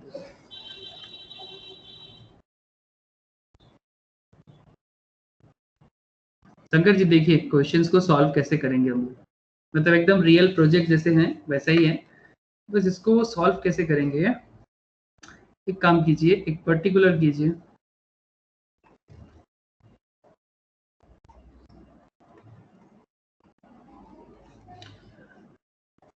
सिचुएशन 1 आपके पास दो सिचुएशन है, दोनों सिचुएशंस पे दोनों प्लान है, मतलब अलग अलग सिचुएशंस वाइज आपका प्लान चेंज हो सकता है। सिचुएशन 1 के अंदर आपका प्लान दो होगा डिंकी, ठीक है, एक होगा प्लान ए का और एक होगा प्लान बी का। सिचुएशन 2 में भी आपके पास दो प्लान है, plan A and plan B, ठीक है, दो हालत है, दोनों हालत में दो दो करके प्लान है आपका। अब आपका आप देख लीजिए बड़ा आसानी से हो जाएगा, बस एक बार यहीं पर थोड़ा आपको चिंता करना था। अब पॉइंट ए है आपका कंट्रीब्यूशन पर यूनिट, देखिए तो कंट्रीब्यूशन अच्छा पर प्लान, यूनिट, हाँ प्रणय बोलिए जी ऑपरेटिंग बोलिए। लेवरेज ये प्लान ए में 1.5 आ रहा है और बी में 1.8। बी में 1.8, बी में सिचुएशन 1 के अंदर ए और बी में अगर मैं बात करूं तो DOL 1.5 दोनों में आएगा, और सिचुएशन 2 में ए एंड बी दोनों में 1.8 आएगा। हाँ आपने सही बोल रहे हैं, आप सही बोल रहे हैं, ठीक है। तो डिंकी देखो इसको ऐसे करना है, कंट्रीब्यूशन पर यूनिट कितना हो जाएगा डिंकी, प्लान ए का 15, रोशनी बता, इसका भी 15, है दादा। इसका भी 15, इसका भी 15, बोलो यहाँ तक सही है? हाँ सर। क्योंकि आपका सेल प्राइस है 30 और वेरिएबल कॉस्ट है 15, है ना, सेल प्राइस है आपका 30 और वेरिएबल कॉस्ट है 15, तो सेल से वेरिएबल कॉस्ट चला जाएगा तो आपका कंट्रीब्यूशन हो जाएगा पर यूनिट का 15। तो अगर आपका पर यूनिट है हो गया 15 तो आगे का सॉल्यूशंस बड़ा इजी हो जाएगा। आगे आपको क्या करना है, नंबर ऑफ यूनिट देखना है। तो देखिए तो नंबर ऑफ यूनिट के हिसाब से आपका नंबर ऑफ यूनिट कितना हो जाना चाहिए, नंबर ऑफ यूनिट देखिए कितना हो जाएगा, इंस्टॉल कैपेसिटी है 4000 लेकिन एक्चुअल प्रोडक्शन हो रहा है 75%, मतलब जितना 3000। हाँ मतलब 4000 का 75%, थैंक यू।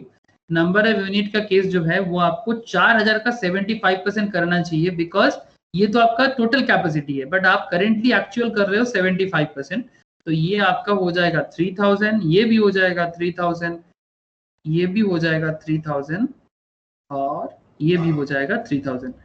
थोड़ा ध्यान दीजिएगा, सिचुएशन 2 है, प्लान 2 है, एक एक सिचुएशंस में दो दो प्लान है। एक बार क्वेश्चन दोबारा दिखाएंगे, प्लान दो प्लान कैसे है?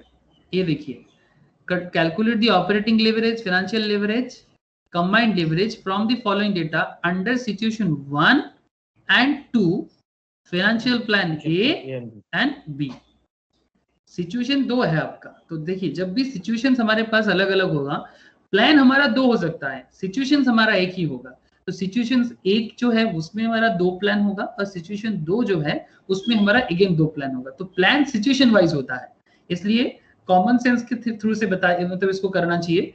सिचुएशंस में प्लान आता है, प्लान के अंदर तो सिचुएशन नहीं आएगा, है ना, इसलिए सिचुएशन 1 पे 2 प्लान एंड सिचुएशन 2 के लिए 2 प्लान। ठीक है शंकर जी? हाँ ठीक है। और यहाँ पर आप देख भी सकते हैं, देखिए फिक्स कॉस्ट जब दिया गया है उसमें अंडर सिचुएशन 1 का फिक्स कॉस्ट अलग दिया गया है और सिचुएशन 2 का फिक्स कॉस्ट भी आपको अलग दिया गया है, यहीं से आपका खेल चेंज हो जाता है। और यहाँ पर आप कैपिटल स्ट्रक्चर को भी देखिए, financial plan A and financial plan B, तो आपको ये थोड़ा ध्यान रखना है, ठीक है। तो चलिए सॉल्व करते हैं। तो नंबर ऑफ यूनिट्स हो गया, सी में आपका क्या आ जाएगा, कंट्रीब्यूशन, डिंकी बताओ कितना है, 45,000, 45,000, 45,000, अगेन 45,000, ये तो सिंपल था। फिक्स कॉस्ट पे चलेंगे। Operating fix cost, operating fix cost अगर हम देखें तो आपका ऑपरेटिंग फिक्स कॉस्ट कितना बोला है, सिचुएशन 1 में देखिए 15,000 है, प्लीज पुट डाउन ठीक से कीजिएगा। सिचुएशन 1 में आपका फिक्स कॉस्ट है 15,000, तो सिचुएशन 1 में दोनों प्लान में ही 15,000 होगा ना डिंकी रोशनी। हाँ सर। और सिचुएशन बी में भी आपका फिक्स कॉस्ट है 20,000, तो दोनों प्लान में ही 20,000 होगा। हाँ शंकर जी सही है ना? हाँ ठीक है, हाँ ठीक। ओके ओके, अगेन ई, पॉइंट ई में हम लोगों को ईबीआईटी मिल जाएगा, तो आप लोग फटाफट मुझे ईबीआईटी बता दीजिए। इसका ईबीआईटी हो जाएगा 30,000, बिकॉज कंट्रीब्यूशन से फिक्स कॉस्ट लेस करते ही हमें ईबीआईटी मिल जाता है। तो ये 30, ये भी 30, बट ये चेंज हो जाएगा, ये हो जाएगा आपका 25,000, ये भी मेरा हो जाएगा 25,000। एफ, इंटरेस्ट देना है आपको अभी, क्योंकि आपका यहाँ पर इंटरेस्ट का डेटा है। इंटरेस्ट क्या हो जाएगा, अब देखिए प्लान ए में आपका डेप्ट इंटरेस्ट है 10,000, डेप्ट है 10,000, इंटरेस्ट है 20%, ये वाला बता रहा हूं मैं। डेप्ट है 10,000, इंटरेस्ट है 20% प्लान ए में, तो 10,000 का 20% मतलब 2,000, तो फिर आपका यहाँ पर इंटरेस्ट हो जाएगा, ये हो जाएगा 2,000, ये हो जाएगा 2,000, और उसका हो जाएगा 5,000 का 20%, 20%, तो ये हो जाएगा आपका, अच्छा मैंने कुछ गलत बोल दिया, शायद मैंने गलत पुट किया, क्योंकि आप देखिए प्लान ए मतलब सॉरी मैंने गलत इसलिए पुट किया, 10,000 का 20% है, तो इसके लिए प्लान ए में जाएगा 2,000 और प्लान बी में जाएगा 1,000, तो मेरा गलत ये हो गया, मैंने दोनों में 2,000 पुट कर दिया। आपको एक 1,000 यहाँ पुट करना चाहिए, बिकॉज प्लान का चेंजेस है यहाँ पर, सिचुएशंस का नहीं। फिर अगेन इस पे हो जाएगा आपका, अगेन 2,000 यहाँ पर होगा, 1,000 यहाँ पर होगा, है ना? सही है ना अभी? हाँ ठीक। अच्छा जी पॉइंट में हमें अभी कैलकुलेशन क्या है, पीबीटी मिल जाना चाहिए मुझे, प्रॉफिट बिफोर टैक्स, ये तो आराम से हो जाएगा, बस लेस कर दीजिए, इससे ईबीआईटी से इंटरेस्ट हटाइए, तो ये हो जाएगा आपका 28,000, 29,000, 23,000 और ये हो जाएगा 24,000। ओके हो गया डिंकी, अब आपका कैलकुलेशन सही हो जाएगा। देखो अब आपको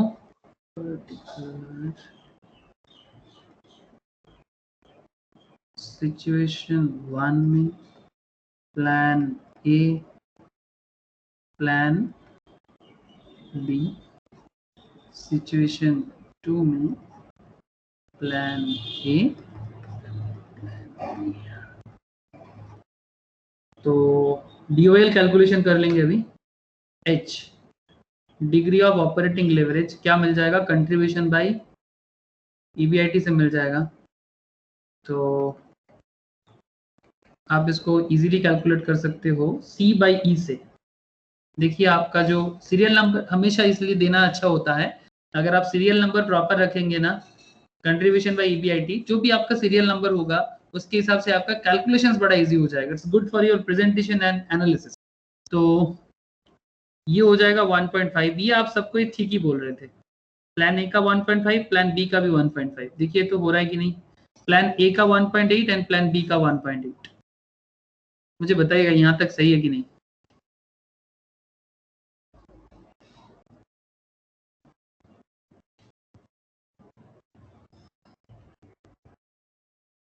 डीएफएल हो जाएगा ईबीआईटी बाई पीबीटी, तो इसको हम लोग इजीली यहाँ से ले सकते हैं, ई फॉर मेरा ईबीआईटी एंड जी फॉर मेरा पीबीटी, तो ई बाई जी करके आ जाएगा,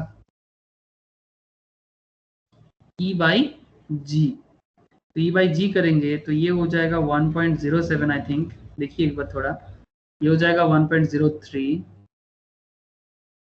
ये हो जाएगा 1.09 और ये हो जाएगा 1.04। जे में मेरा हो जाएगा आपका डीसीएल, डीसीएल मीन्स आपका हो जाता है कंट्रीब्यूशन बाय मतलब सी कंट्रीब्यूशन बाय पीबीटी है ना, कंट्रीब्यूशन बाय पीबीटी मतलब सी बाय जी। तो ये आपका आ जाता है 1.6, 1.55, ये हो जाएगा 1.99, चेक कर लीजिए एक बार, ये हो जाएगा 1.88। मेरे साथ ना भी हो सकता है, थोड़ा इधर उधर मेरा भी हो सकता है, एक बार प्लीज चेक कर लीजिए, कैलकुलेटर हाथ में रखिए। डिंकी बता रहा तो सही है कि नहीं रोशनी? हाँ सर। डिंकी क्या गड़बड़ हो रहा था बताओ, सजाने में दिक्कत हुआ था? हाँ सर, हाँ, आगे पीछे हो गया, सिचुएशंस को कंट्रोल करने में दिक्कत हो गया, मतलब सिचुएशन 1 2 ए बी। हाँ, हमेशा जब भी ऐसा रहेगा ना, हमेशा एक चीज ध्यान रखना, सिचुएशंस पे प्लान आता है ना, प्लान पे सिचुएशन नहीं आएगा। मतलब आप किसी भी बिजनेस पे हालात अलग अलग हो सकता है ना, तो जब भी अलग अलग हालात हो, मतलब अलग अलग सिचुएशन हो, उसके ऊपर डिपेंड करके आप प्लान बनाते हो, है ना, तो इसलिए सिचुएशंस पे हमेशा प्लान आएगा। तो ये क्वेश्चन जो था बड़ा आसान था, बस इस क्वेश्चन का एक ही पॉइंट था कि आपको पुट डाउन सही से करना है, मतलब किसको कहाँ यूज करना है, ये यहाँ इस क्वेश्चन के सबसे इंपॉर्टेंट पार्ट था। अब इसको अगर मैं आपको एनालाइज करूं तो एनालिसिस बहुत इंपॉर्टेंट होता है, बिकॉज हमेशा आपका एनालिसिस पूछता है। Financial management is all about analysis, क्योंकि ये किसी भी बिजनेस का फंडामेंटल एनालिसिस करता है। तो फंडामेंटल एनालिसिस जब भी आप करेंगे तो आपका क्या क्या हो जाएगा। अच्छा, मैं यहाँ पे लिखता हूँ, जो भी क्वेश्चंस पे तो नहीं पूछा था फिर भी मैं कर रहा हूँ। Although not required by the sum,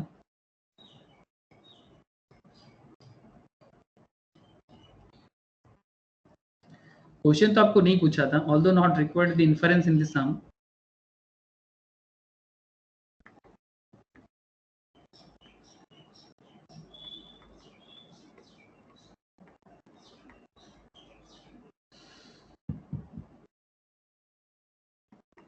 but फिर भी मैं दे रहा हूं आपको, आप लोग भी एक बार देख लो।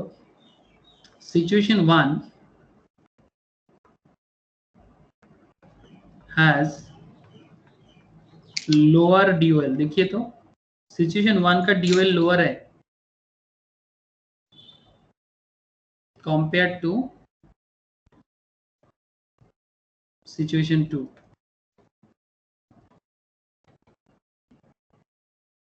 सिचुएशन 2 से सिचुएशन 1 का ड्यूएल लोअर है, बिकॉज ऑफ, क्यों बिकॉज ऑफ, कोई बता सकते हैं because of what?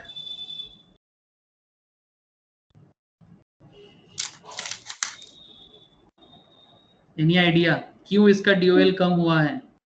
Fixed cost, fix cost ज्यादा है। Because of lower fix cost, because of lower fix cost, situation 2 में फिक्स कॉस्ट ज्यादा है। थैंक यू, ये एक रीजन आप यहां से निकाल सकते हैं।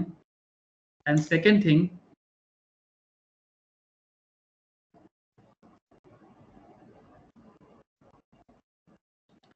Plan A has higher DFL. Plan A has higher DFL as compared to Plan B, है ना? Plan A has higher DFL as compared to Plan B because of what? Because of higher level of interest, depth. हाँ, depth interest. अब देखिए questions पे एक बार, solutions पे, आपका DFL जो है वो प्लान ए का ज्यादा है, प्लान ए का ज्यादा है कंपेयर टू प्लान बी। इन दोनों सिचुएशंस में आप देख सकते हैं, बिकॉज उसमें मतलब ये कॉमन सेंस लगा के, आप common sense in the sense obviously leverage का कॉमन सेंस, कि आप देखें तो आराम से आपको समझ में आ जाएगा, अच्छा इसका मतलब इसमें इस पर्टिकुलर प्लान ए में आपका लोन ज्यादा है, इसलिए इसका फाइनेंशियल लेवरेज ज्यादा आ रहा है। खराबी या बुराई वो तो बाद में डिसाइड करना आप, बट पहले आप एनालिसिस तो कर लीजिएगा। तो बिकॉज ऑफ हायर डेप्थ इंटरेस्ट, ओके, ये हो गया आपका। एंड और एक एनालिसिस आप यहां से निकाल सकते हैं,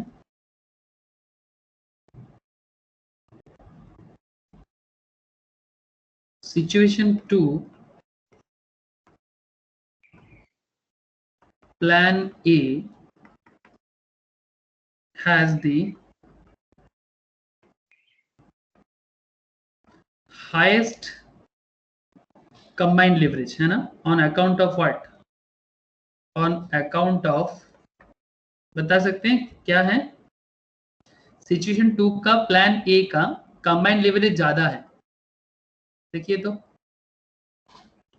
सिचुएशन 2 कंबाइंड लेवरेज का कंबाइंड लेवरेज प्लान ए का कंबाइंड लेवरेज सबसे ज्यादा है यहाँ पर। क्यों? वाई? टोटल लेवरेज या टोटल रिस्क ज्यादा कब होता है? Due to what? Please tell me, क्या रीजन दिख रहा है आपको? एक तो देखिए आप, इसका फिक्स कॉस्ट सबसे ज्यादा है ना, इसका फिक्स कॉस्ट, जस्ट लुक किया, इसका फिक्स कॉस्ट है 20,000, जो बाकी सबसे, अच्छा इसका भी फिक्स कॉस्ट हायर है। एक तो फिक्स कॉस्ट और दूसरा इसका इंटरेस्ट। देखिए ये 20,000 का है, ये 2,000 का है। आप बोलेंगे सर प्लान बी में फिक्स कॉस्ट ज्यादा है बट इसका इंटरेस्ट लोअर है, 1000 का है। अब इसका तो फिक्स कॉस्ट कम ही है इससे, तो जिसका फिक्स कॉस्ट हाई, जिसका इंटरेस्ट हाई, उसका कंबाइंड लेवरेज भी हाई। क्या पॉइंट क्लियर है?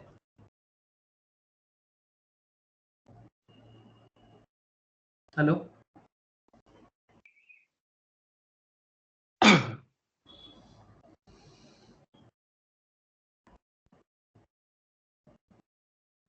Highest fix cost and higher डेब्ट, दैट्स वाई, मतलब इसका ऑपरेटिंग लेवरेज भी हाई है जो फिक्स कॉस्ट डिनोट करता है, और इसका फाइनेंशियल लेवरेज भी हाई है जो डेब्ट डिनोट करता है। तो that's why DCL plan B of situation 2 का सबसे हायर है। क्लियर है यहाँ तक पूरा? हाँ क्लियर।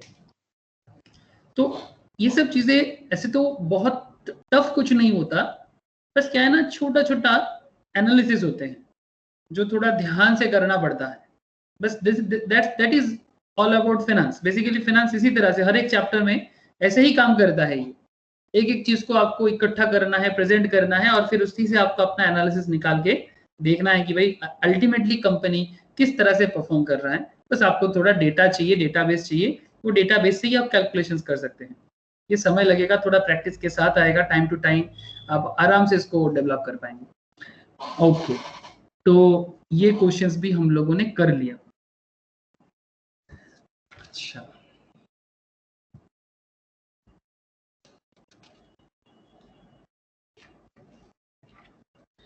क्वेश्चन 7 हो जाएगा, अभी ट्राई कीजिएगा, ठीक है। ये वाला क्वेश्चन जो है ना, ये हो जाना चाहिए। दिस क्वेश्चन PQR का ये जो क्वेश्चन है ना, ये हो जाएगा। डिंकी हुआ है क्या?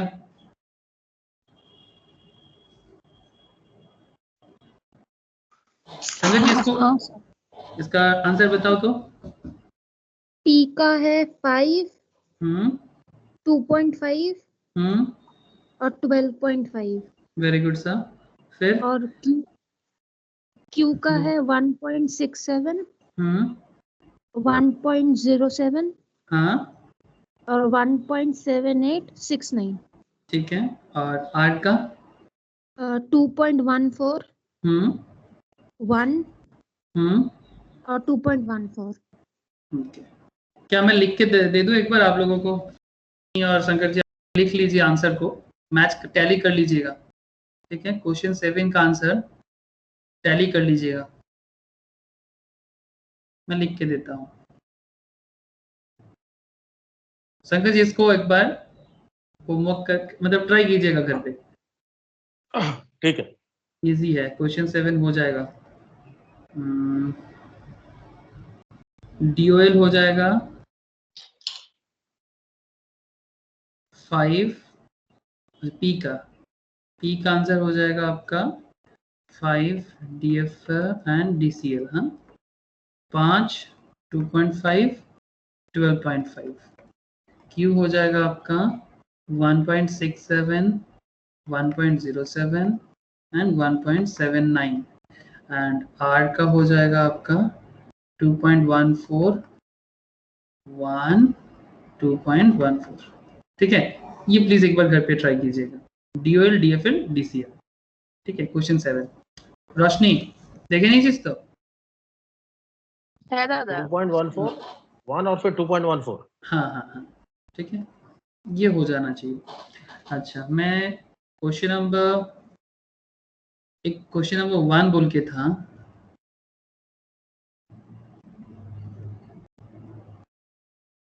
देखिए ये वाला क्वेश्चन ट्राई किए हो क्या?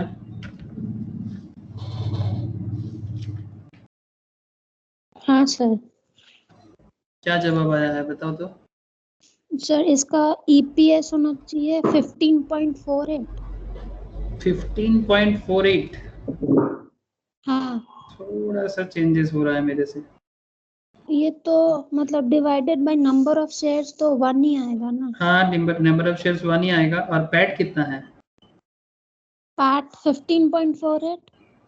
15.48 तो नहीं होगा, आई थिंक कुछ थोड़ा सा माइनर प्रॉब्लम दिख रहा है कहीं पर। चलो मैं फटाफट दिखता हूँ।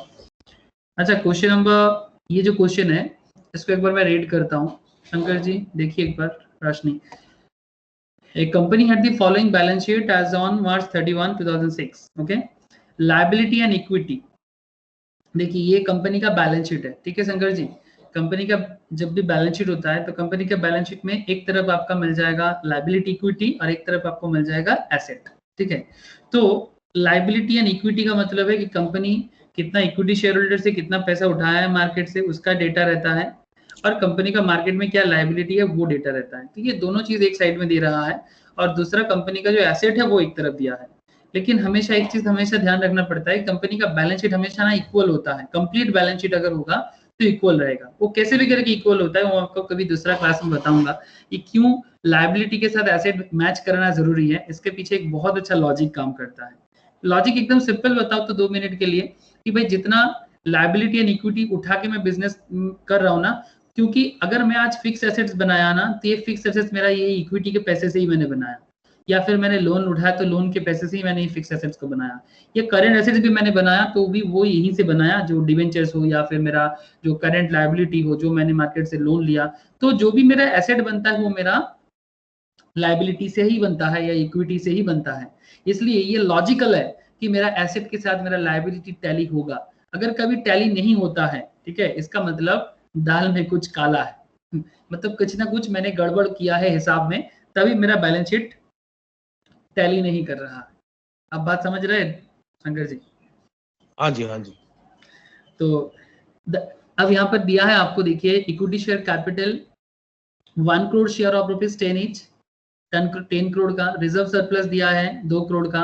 15% डिवेंचर दिया है। रिजर्व सरप्लस मतलब कंपनी का जो एक्स्ट्रा प्रॉफिट जो कंपनी के पास बचा कुचा के रखा हुआ है।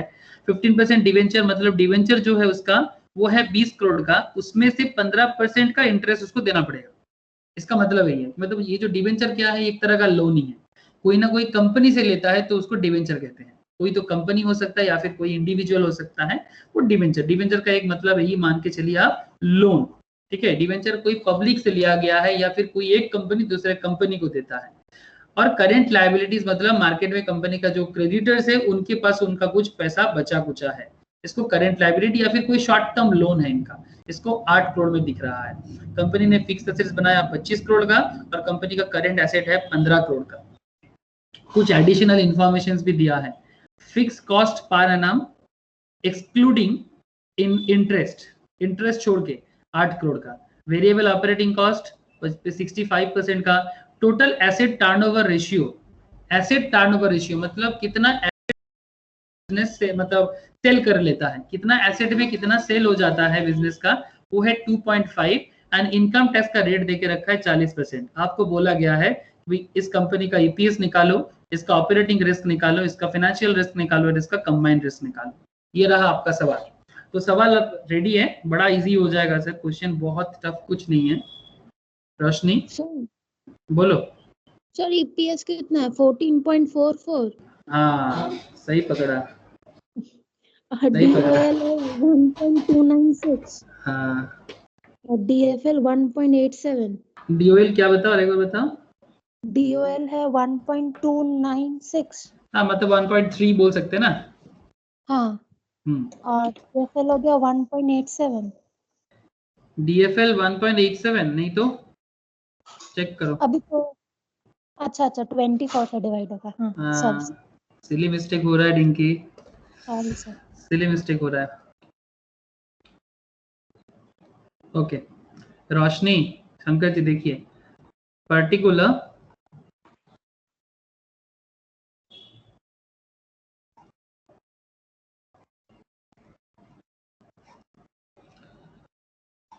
पर्टिकुलर और अमाउंट दोनों से ही आपका ये पोएट्री बनाना है थोड़ा सा। बिजनेस का जैसे पोएट्री आपको याद होगा इनकम स्टेटमेंट का, सेल कितना हो जाएगा, एनी आइडिया? देखिए यहाँ पर एसेट टर्नओवर दिया है ना, एसेट टर्नओवर मतलब ये जो मतलब कितना एसेट्स में कितना सेल हो जाता है। टर्नओवर का मतलब क्या है, बिजनेस का टर्नओवर का मतलब होता है सेल। तो अगर मेरा टर्नओवर है 2.5 एसेट पे, ठीक है, तो मैं इतना मान सकता हूं, और मेरा एसेट कितना है 40 करोड़, है ना 40। तो मेरा एसेट है 40 का और मेरा टर्नओवर है 2.5 का, तो मैं ये आराम से निकाल सकता हूं यहाँ से कि मेरा सेल्स हो जाएगा 2.5 इंटू 40, ठीक है ना। रोशनी क्लियर है रोशनी? इस तरह से अगर डायरेक्टली नहीं है ना, बैलेंस शीट से भी हम लोग डेटा को कैलकुलेट कर सकते हैं। तो ये मेरा हो जाएगा 100 करोड़ का, ठीक है, अमाउंट हो जाएगा मेरा 100 करोड़ का, रुपीज इन करोड़। अच्छा सेल्स हो गया, तो सेल्स हो गया तो फिर पॉइंट बी में आप निकाल लो कंट्रीब्यूशंस, डेटा गिवन है आपको, देखो कंट्रीब्यूशन मेरा देके रखा है क्वेश्चंस में 30। अच्छा वेरिएबल ऑपरेटिंग कॉस्ट देके रखा है, वेरिएबल ऑपरेटिंग कॉस्ट बोला है 65% शंकर जी। तो अगर वेरिएबल कॉस्ट 65% है तो कंट्रीब्यूशन कितना हो जाएगा? 35% है ना रोशनी, क्योंकि सेल्स लेस वेरिएबल कॉस्ट और वेरिएबल कॉस्ट 65% देके रखा है, तो ऑटोमेटिकली आपका कंट्रीब्यूशन क्या हो जाता है 35%। 35% 35। ऑपरेटिंग फिक्स कॉस्ट गिवन है आपको, देखिए तो ऑपरेटिंग फिक्स कॉस्ट 8 करोड़ का एक्सक्लूडिंग इंटरेस्ट है, 8 करोड़ का। ईबीआईटी क्या हो जाएगा?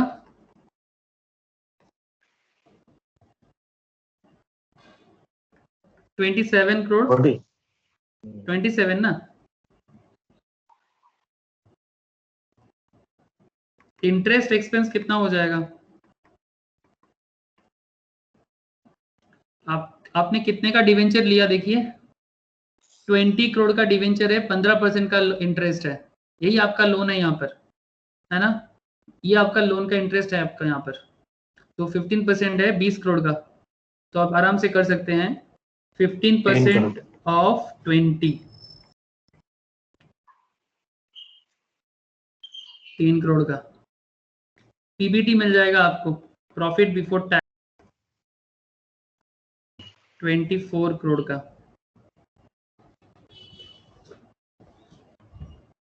अब आपको जो चाहिए था यहाँ पर मिल गया, जो भी डेटा आपको चाहिए था ना मिल गया। अब आगे जाने, क्योंकि यहाँ पर तो और कुछ है नहीं, मतलब आपका कॉर्पोरेट टैक्स नहीं बता के रखा है, और आपका प्रेफरेंस डिविडेंड भी कुछ है नहीं, तो आप आराम से पीबीटी से ही कैलकुलेशंस बना सकते हो, क्योंकि बाकी डेटा कुछ है नहीं ना, बाकी डेटा मेरे पास कुछ भी अवेलेबल नहीं है। कॉर्पोरेट टैक्स बोला है, कॉर्पोरेट टैक्स बोला है, सॉरी मैंने देखा नहीं, इनकम टैक्स रेट 40% बोला है यहाँ पर। दादा डीओएल तक की 1.296। हाँ हाँ ठीक है, डीओएल सही निकला। जी आपका हो जाएगा पैट, सॉरी टैक्स रेट बोला था मैंने। अच्छा टैक्स रेट कितना बोला था 40%, तो मैं यहाँ पर आराम से इतना बोल सकता हूँ ना कि मेरा पैट हो जाएगा @60%। ये क्लियर है ना कि अगर टैक्स 40% है तो प्रॉफिट आफ्टर टैक्स 60% है दादा। 14.4 करोड़ का पैट हो जाएगा। और आपका नंबर ऑफ शेयर कितना है, कैसे मिलेगा number of share? Equity share capital, Shankar ji देखिएगा, equity share capital 1 crore share of ₹10 each। तो कितना शेयर है आपका कंपनी का? 1 करोड़ 10। 1 करोड़ का शेयर है। एक नंबर ऑफ शेयर है 1 करोड़ का, तो नंबर ऑफ शेयर हो गया आपका 1 करोड़ का। अच्छा, तो आपका ईपीएस आराम से निकल जाएगा यहाँ से 14.4 ही हो जाएगा। ईपीएस आपका हो गया। तो अब बाकी रहा आपका डीओएल, डीएफएल और ये सब। तो मैं इधर से दिखा रहा हूँ आपको। जे डीओएल आपका हो जाएगा contribution by EBIT as per our question, B by D करके हो जाएगा। ये हो जाएगा 1.3 बोल सकते हो आप, 296 बोल रहे हैं ना, तो 2 के बाद 9, हाँ 1.29 है, तो 2 के बाद अगर 5 से ज्यादा हो तो आप 1.3 बोल सकते हो, क्योंकि बेसिकली मैं कहना है तो 1.296 इसका मतलब है 2 के बाद 5 से ज्यादा होने से आप उसको 3 लिख सकते हो, कोई दिक्कत नहीं। अच्छा, आई जे के डीएफएल ये आपका हो जाएगा डी बाई एफ करके कंट्रीब्यूशन बाई पीबीटी 1.125, इसको आप 1.13 भी बोल सकते हो।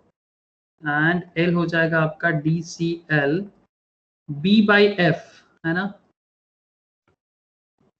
1.46, मतलब 1.5 भी बोल सकते हो आप। तो ये रहा आपका डेटा। डिंकी क्लियर है अभी?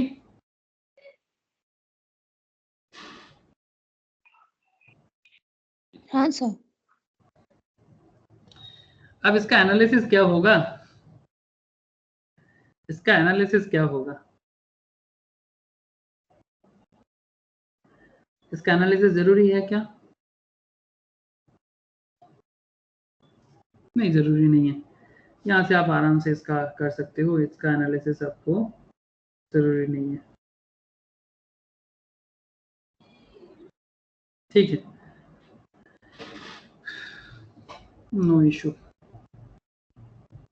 फिर भी अगर आप चाहते हो कि इसका एनालिसिस करें तो आप ऐसे बोल सकते हो 4.6। ठीक है, एनालिसिस में लिख ही देता हूँ आपको।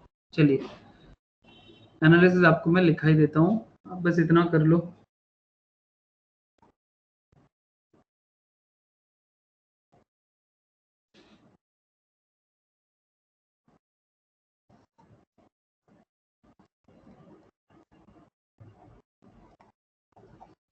क्या एनालिसिस करोगे डीओएल से? आपका डीओएल क्या आया है, डीओएल इक्वल्स टू 1.3 आया है ना, तो ये आपको क्या बताता है? 1.3 means that if sales change by 1%, then EBIT will change by 1.3% in the same direction। ये आपका हो जाएगा। DFL आपका आया है 1.125, means that if EBIT change by 1%, EPS will change by 1.125%। And similarly DCL का भी सिमिलर हो जाएगा।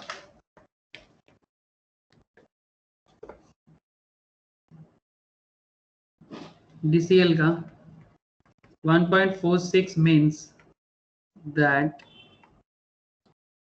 if sales change by 1%, then EPS will change by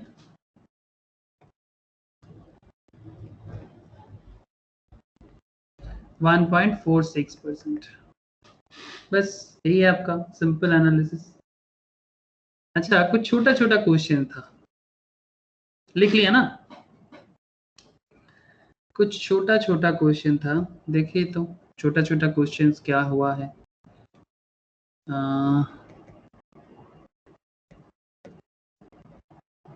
ये क्वेश्चन नंबर 4 का क्या जवाब होगा? ये वाला कंबाइंड लेवरेज कैलकुलेट करने बोला था, हो जाएगा 3.75। 3.75। रोशनी करके बताओ तो, शंकर जी ट्राई कीजिए ना। कंबाइंड लेवरेज लिंकी, इसका क्या होगा जवाब? हाँ 4 का। अच्छा, बाकी दोनों नहीं किया। नहीं किए? अच्छा अभी करो।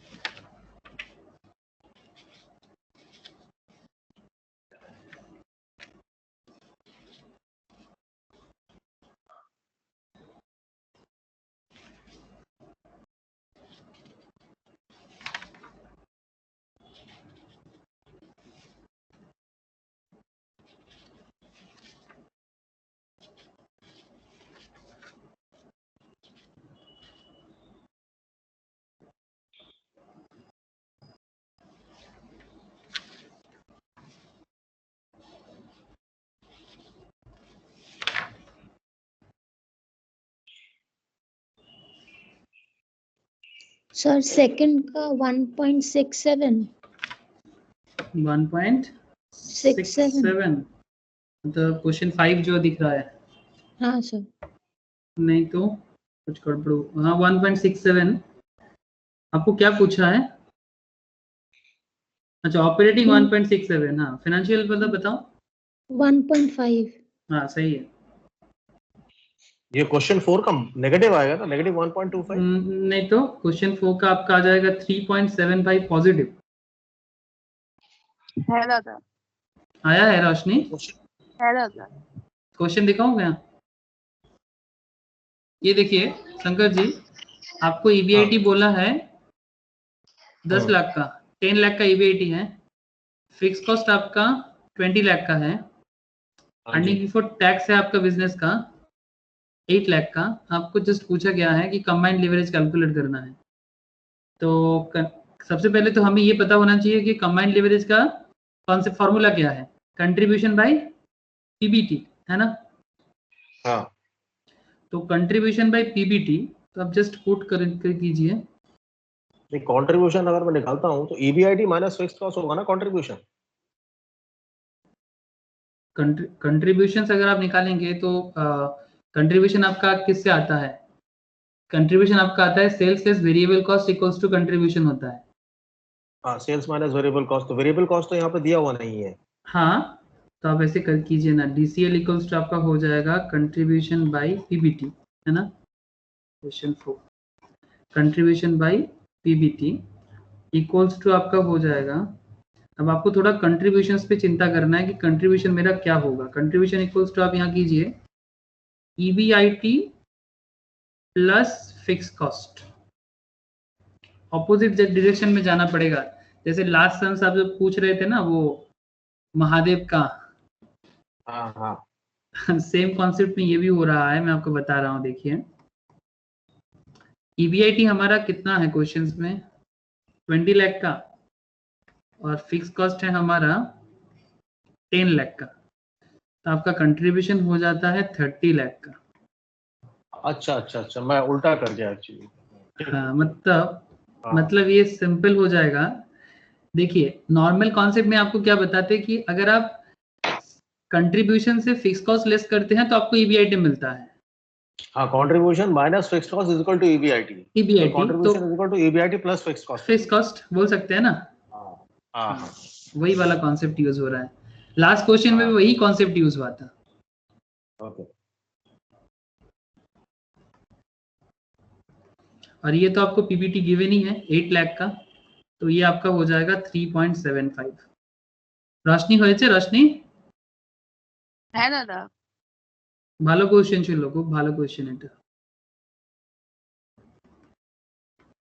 एक्चुअली मैक्सिमम यहीं पर थोड़ा मुश्किल में पड़ जाएगा, क्योंकि सबको नॉर्मली क्या होता है कि कंट्रीब्यूशन इक्वल्स टू, उसको ये पता होता है कंट्रीब्यूशन इक्वल्स टू, कंट्रीब्यूशन का फॉर्मूला बता Roshni. Sales minus variable cost. हाँ, सेल्स माइनस वेरिएबल कॉस्ट, ये हो गया contribution, and contribution less fix cost ये हो जाता है ईबीआईटी, है ना। तो अगर contribution less fix cost equals to EBIT हो जाएगा तो फिर हम लोग ऐसे भी बोल सकते हैं ना, then contribution equals to EBIT plus fixed cost. Plus fix cost. थोड़ा सा ट्विस्ट। क्वेश्चन 5 का अगर आपको बताऊं, a firm has sales of rupees 40 lakh, इसका वेरिएबल खर्चा हो गया है 25 लाख, फिक्स कॉस्ट देके रखा है आपको 6 लाख का, 10% डिवेंचर है इसका 30 लाख का, ऑफ रुपीज 30 लाख का, 10% डेप्ट ऑफ रुपीज 30 लाख, मतलब डेप्ट है 30 लाख का जिसका इंटरेस्ट है 10%, इक्विटी कैपिटल है 45 लाख का। Calculate operating and financial leverage हो जाएगा ना, टिंकी ने कर दिया। कंट्रीब्यूशन हो जाएगा आपका 15 लाख, फिक्स कॉस्ट हो जाएगा आपका 6 लाख, ईबीआईटी हो जाएगा आपका 9 लाख ना, contribution less fix cost EBIT 9 lakh, interest 10 lakh का, सॉरी 30 लाख का, 30 लाख का 10%, तो 30 लाख का 10%, तो इंटरेस्ट हो जाएगा 3 लाख, और पीबीटी क्या है, ईबीआईटी से इंटरेस्ट चला जाएगा तो पीबीटी हो जाएगा आपका 6 लाख का। तो आपको पूछा गया है डीओएल एंड डीएफएल, तो कंट्रीब्यूशन बाय ईबीआईटी कीजिए, contribution by EBIT, contribution you know 15, EBIT is 9, तो 15 by 9 equals to 1.67, and DFL का हो जाएगा आपका 1.5। हाँ 1.5, ईबीआईटी बाय पीबीटी, तो EBIT is your 9 and PBT is 6 equals to 1.5। ये रहा आपका 2 क्वेश्चन का आंसर। शंकर जी देखिए तो इसमें कोई दिक्कत है? इजी था। हाँ ठीक है, मैं एक बार ट्राई कर लूंगा। ठीक है, कर लीजिए। एंड लास्ट एक दिया था, a company operates at a production level of 1000 unit, contribution is 60 per unit, operating leverage is 6, combined leverage 24, if tax rate is 30%, what would be the earning after tax?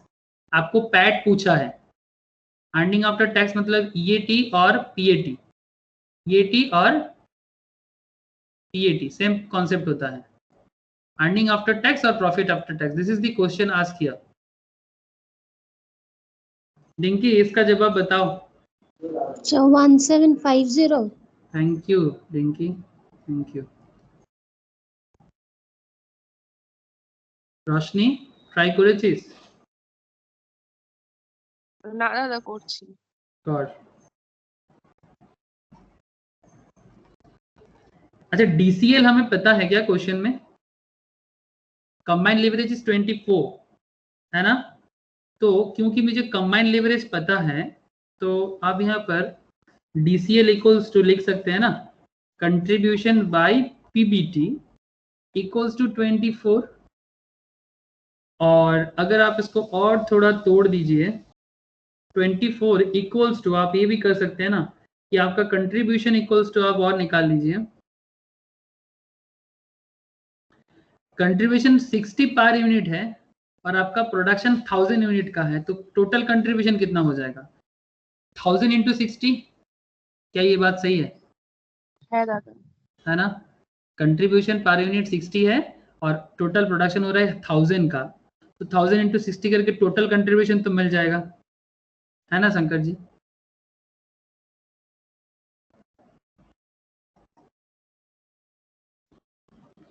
तो 60 into 1000 divided by, आप PBT बोल सकते हो ना, PBT आपको शायद नहीं पता, ठीक है, नो प्रॉब्लम। तो आप यहाँ पर अगेन कर सकते हो पीबीटी इक्वल्स टू,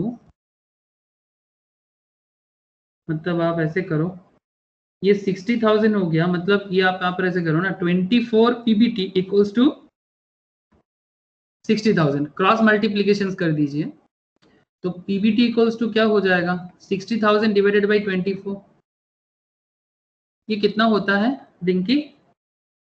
60,000 बाई 24 2500 होगा क्या? हाँ 2500। तो फिर पैट करना है हमें, पैट प्रॉफिट आफ्टर टैक्स। तो पीबीटी अगर हमें पता है तो पैट कैसे निकलते हैं?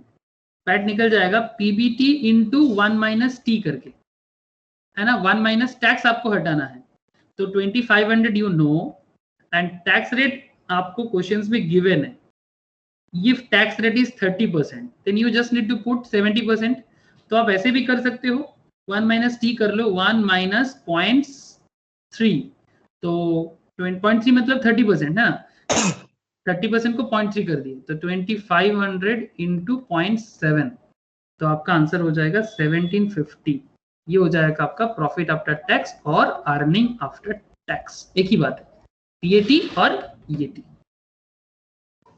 तो चाहे क्वेश्चन कितना भी घुमा के रहे, अगर आपको ईच एंड एवरी कॉन्सेप्ट अगर पता है तो आप कहीं ना कहीं से क्वेश्चन का जवाब ढूंढ के निकाल ही सकते हो कि भाई कंपनी का क्या मतलब, इसमें बैक कैलकुलेशंस, फ्रंट कैलकुलेशंस, सारा का सारा आप यूज कर सकते हो, ठीक है, क्लियर है ना? ये क्वेश्चन क्लियर है ना सबको? हाँ क्लियर। ओके, तो मुझे जो जो क्वेश्चंस आपको बताना था मैंने बता दिया। एक क्वेश्चन इजी है, आप एक बार घर पे ट्राई कर लीजिए, क्वेश्चन का आंसर भी मैंने आपको बता दिया। लेवरेज से और कुछ करने का जरूरत नहीं है, लेकिन इसी लेवरेज का जो चैप्टर है इसी के साथ कनेक्ट करके